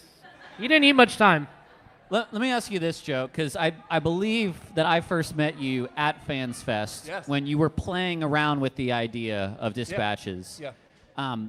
And I've done things in the past creatively where I thought, I'm going to do this thing. Maybe I do 1 or 2 versions of it, or I go out and I do it 3 or 4 times, and I kind of lose it after a while. You stayed through with it, not only through the whole season, but you are now building it into what might be sort of more of a beat type of a website for covering this team. What do you think about, just for yourself, how much that you've dove into this head first? Yeah, it's a great question. I just wanted to say that this started as a pure vanity project for me, as a way to like watch. It worked! It worked. Here I am. It started as an opportunity for me. I teach writing. That's a big part of my life. But it was turned by the smart people at this team into something from being very selfish and something that I could do just myself to something that all of us can do. And I think that's the real genius of this team, and I think that's the real genius of this mission, that people want to be involved and people want to be a part of this and people want to come out to something like this in January to be with other folks who share the same love of this team and love of this community. So all the credit to Paul and all the credit to Casey and the team to turn something that was truly like my midlife crisis. And Brian too, yeah, for something that was very midlife crisis into something that is actually, I hope, valuable to the team and to the community. Well, like, without the fans, we have nothing. We're doing this for the fans. The Ballers' mission has always been to build in public, and to see that our number one avenue for beat coverage now is literally something powered by the people for the people is so cool. And I mean, I shouted her out earlier, Melissa, Scrappy's number one handler. Yeah. A contributor writing 4 dispatches for Raimondi. Before this ends, you're coming up here, by the way. Get ready. But I think that it's really cool to see the way that the public, the people, the fans are stepping up and creating their own. Joe's diverting. He wants Melissa up here now. Maya, I see you out there. Come up here. Come up here. You got to jump up here with Melissa.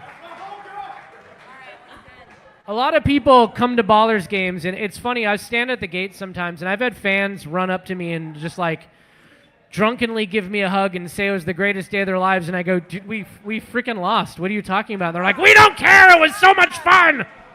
And a lot of the reason it's so much fun is because of these two right here, and they help bring the vibes. Melissa is Scrappy's number one handler, and that's a very important responsibility because Scrappy works very hard, and he's a very, very important person / possum. So Melissa, what does that responsibility mean to you? And you don't live close by. You drive far. You work hard. You're one of the hardest working people I know.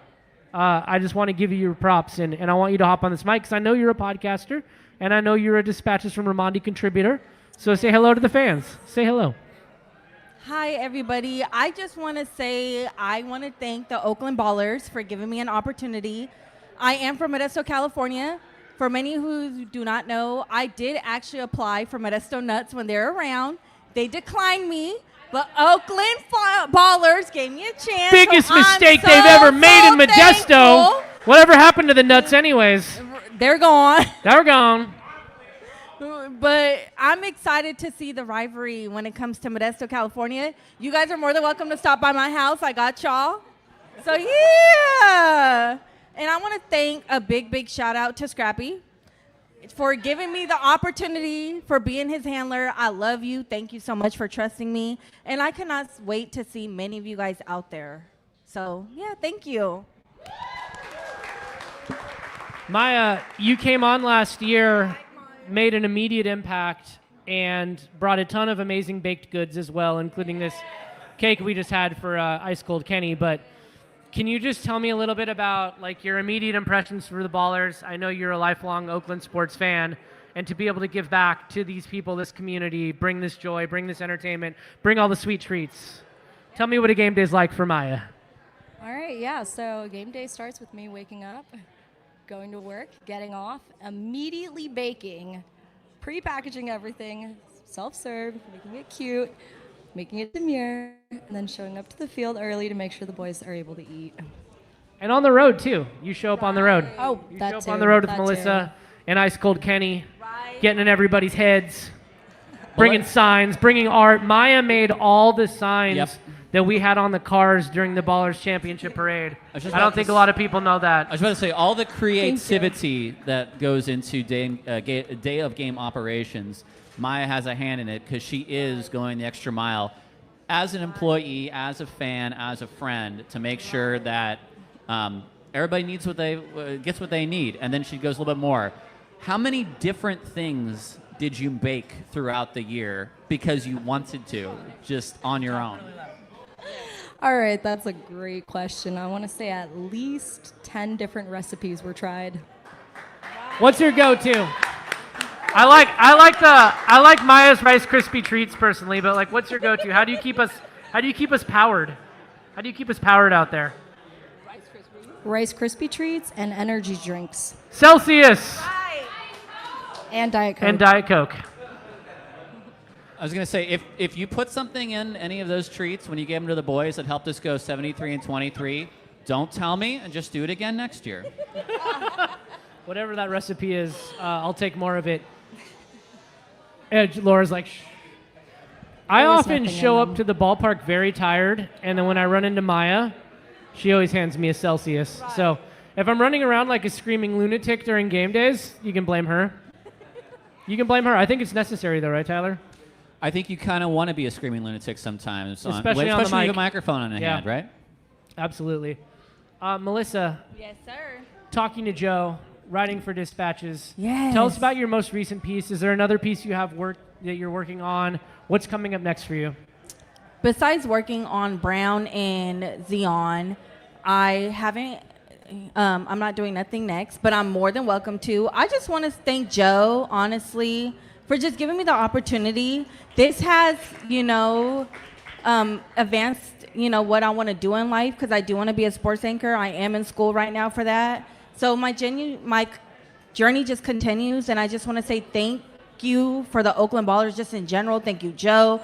Thank you, the fans. Thank you, Casey. Thank you, Brian. Thank you, Paul, because honestly, I would not be here without any of you guys. So I really, from the bottom of my heart, I really do appreciate y'all. So thank you so much. Maya, let me ask you this, because you've made the trips out for the guys. You know what it's like to work not just a minor league season, but a major league season too.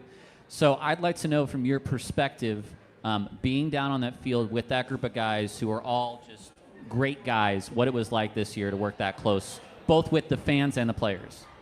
Absolutely. I'd say it's great with both of them. Being on a major league stadium is great, great times. I feel like it's hard to build relationships with those players, though. And I feel like the Ballers are absolutely amazing in terms of welcoming in the fans, welcoming the staff, and just being overall great presence. What are your guys' immediate reactions to hear Trey's coming back? We loved it. Yes. I'm excited. I'm super excited to be back.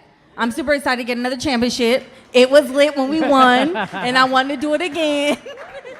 We are so pumped to see Tremaine again. He was a huge part of the season last year. He started in so many games.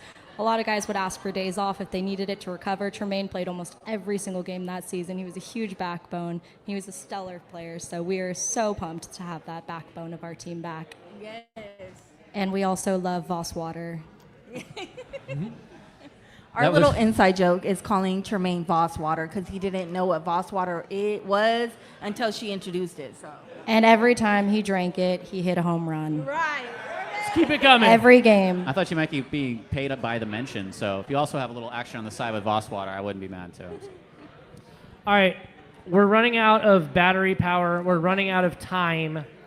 I want you guys to pick someone else out of the crowd to come up here, sit down, have a conversation, because we have just a teeny bit more time to spend together live on Beescast from Fieldwork in San Leandro. And then, of course, we'll step off the stage and actually hang out and have fun for real. But, yeah, I agree with that. I agree. I hear who they're saying, and I think I agree. Okay, let's go, Terrence.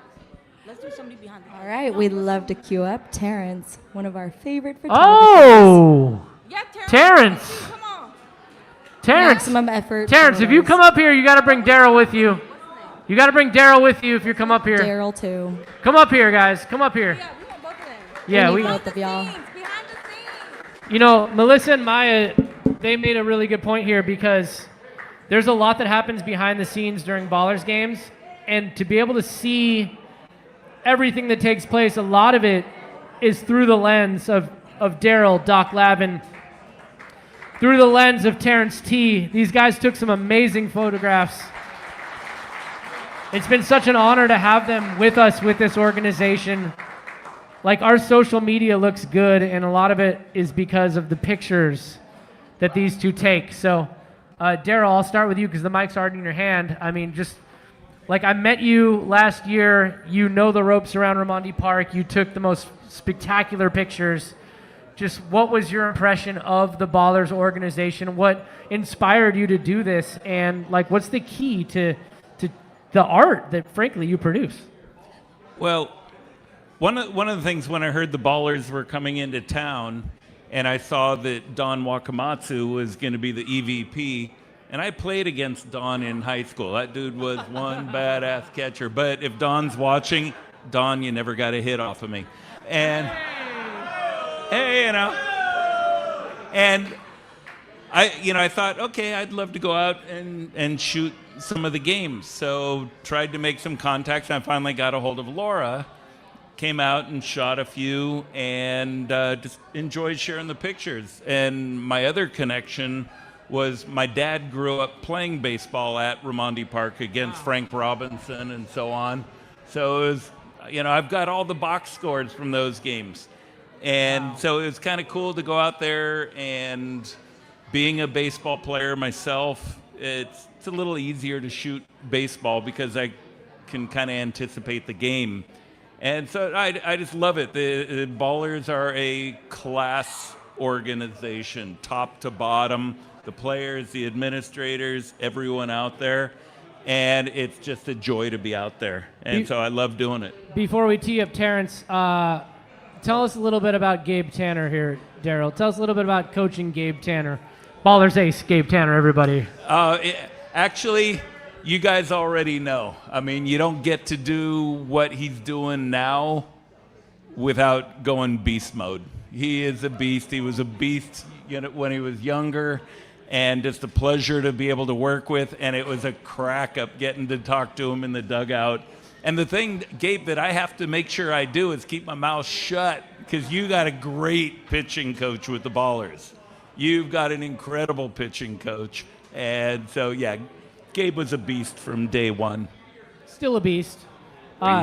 Terrence, your experience Yes. with the Ballers organization. I know that you've come out, especially late season last year, took some phenomenal photos. Just like what was your favorite moment that you maybe captured this season? It'd have to be Cam Buford with the walk-off. I don't remember what game it was. Yeah. Shout out Cam Buford, by the way. Cam Buford, yeah, he just. What a beast Cam Buford was. I set up for my us. shot right behind the plate. Ball came right down the middle. He smacked it out the park, and man, that was probably one of my favorite moments I actually captured. I'm right there with you. I actually had a moment during Game 5 of the championship where I took out my phone. I talked about this with Tyler on the last Beescast, but I was looking at him come to the plate, and I said, I know he's going deep here. And I took out my phone. I recorded it. He went deep. Everyone went crazy. And then after the game, I told him, and he goes, ew, text me that. So I texted him the video. But yeah, I'm right there with you. Cam Buford's home run in Game 5 for me was one of the biggest moments of the Ballers season. That was the only time that whole series where I thought, all right, now I can relax. Was Yeah, the right. eighth inning of Game 5 going up 8-1. Now I can relax. It was a collective exhale that eventually led to tears of joy. Yeah.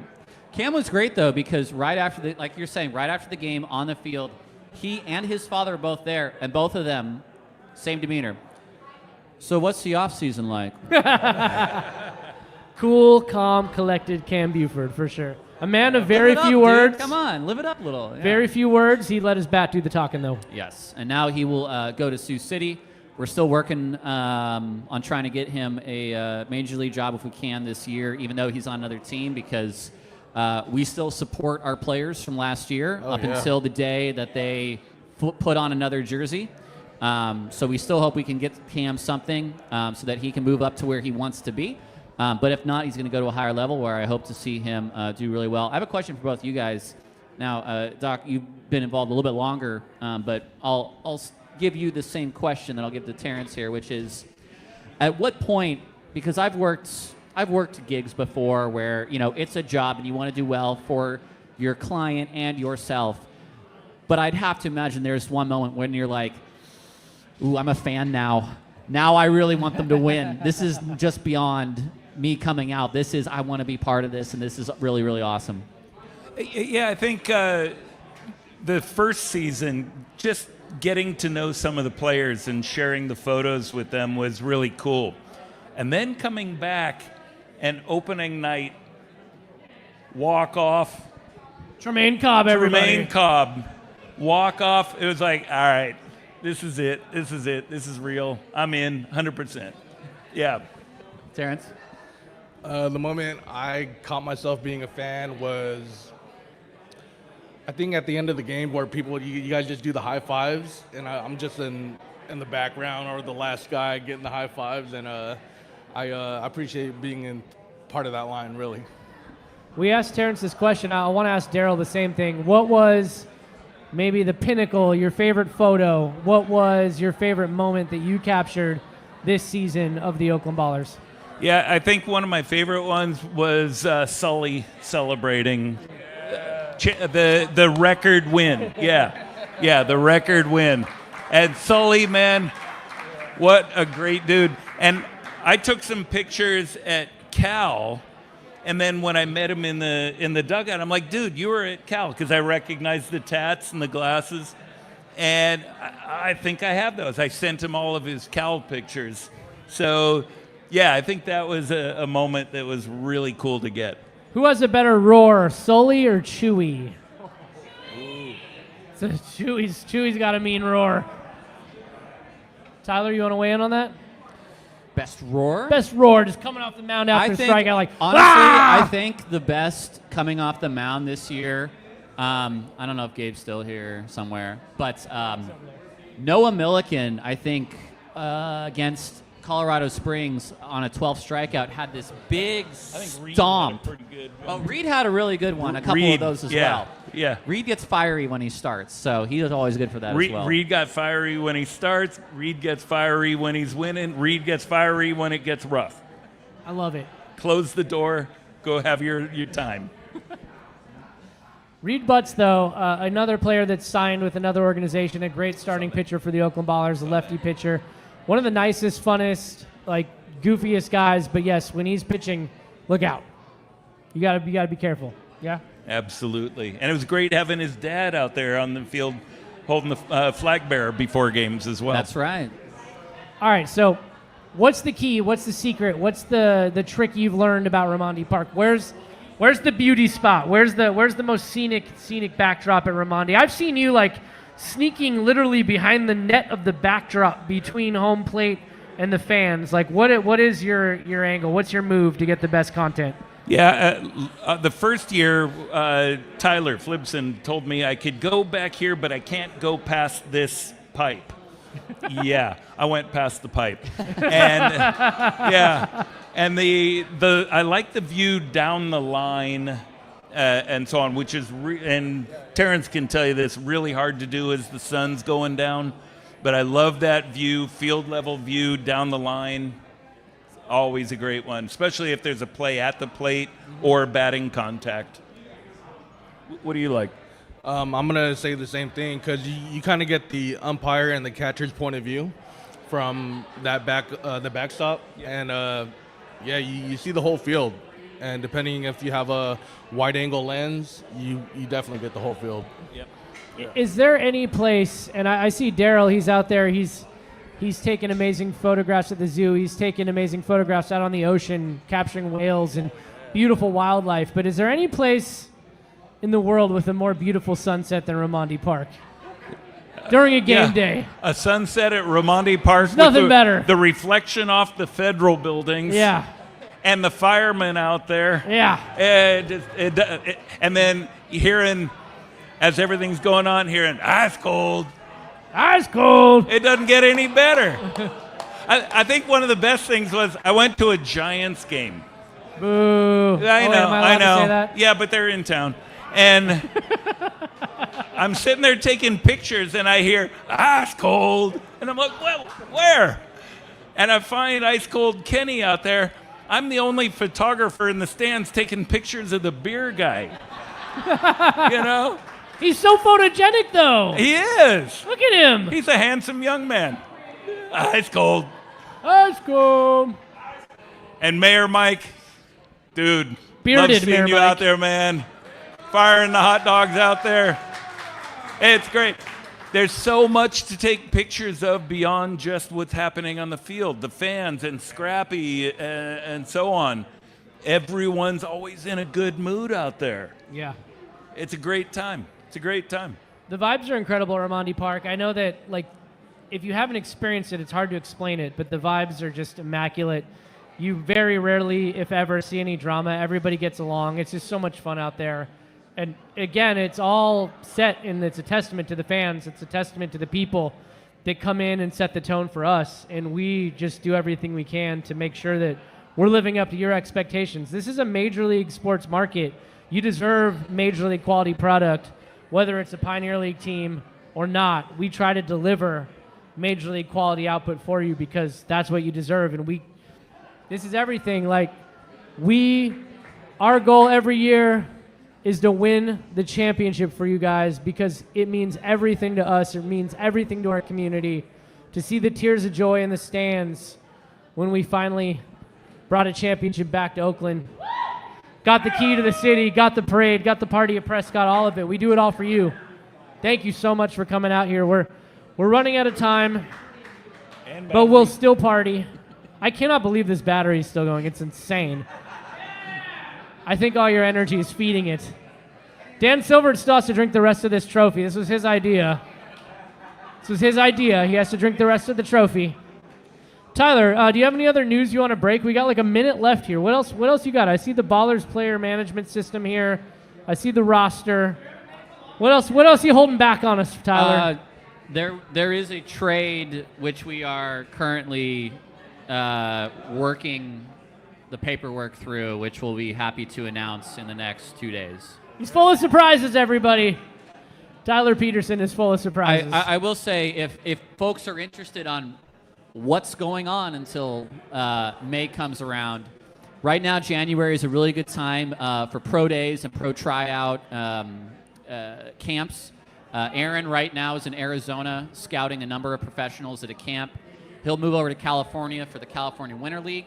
That's a place where we got Davis Druick from last year, who was one of our favorites. So we hope to come away with some athletes out of there. February rolls around, we have one of our Pioneer League camps. We will have our own local tryout again in March. We will have another Pioneer League tryout in April. And by the time May hits, we'll probably bring around 30 guys to our camp in Oakland. And we will cut down to a new roster limit of 25 for this year. And then that will... The L's. We still haven't gotten it yet, Dan. But I would like to say off the field, go right now, sign up for the Freedom Run. Go check that out. It's something really cool we're doing behind the scenes. Volunteer events, MLK Day of Service coming up here really soon. Go check out the volunteers. Go sign up for that. I want to see you all out there. It's going to be amazing. And we have some really big and exciting games that we have planned before the season even starts. I can't wait to tell you about them. Not quite ready to announce them, but we're playing some serious, legit games. They're going to make some major headlines before the season starts. We're always iterating. We're always working. We're always planning. We're always trying to create something special for you. We love you all for showing up here. Beescast Live from San Leandro. Fieldwork Brewing. Thank you, Fieldwork. Thank you, Ballers fans. Thank you all for coming out. And please, drive home safely. Please drive home safely. Shout out Ryan Reeses. Shout out Damian Stone. Shout out Gabe Tanner. Ice Cold Kenny. Mayor Mike. Don Piper, everybody. Laura, our GM, everybody here. We love you guys so much. Let's get a Let's Go Oakland as we sign off.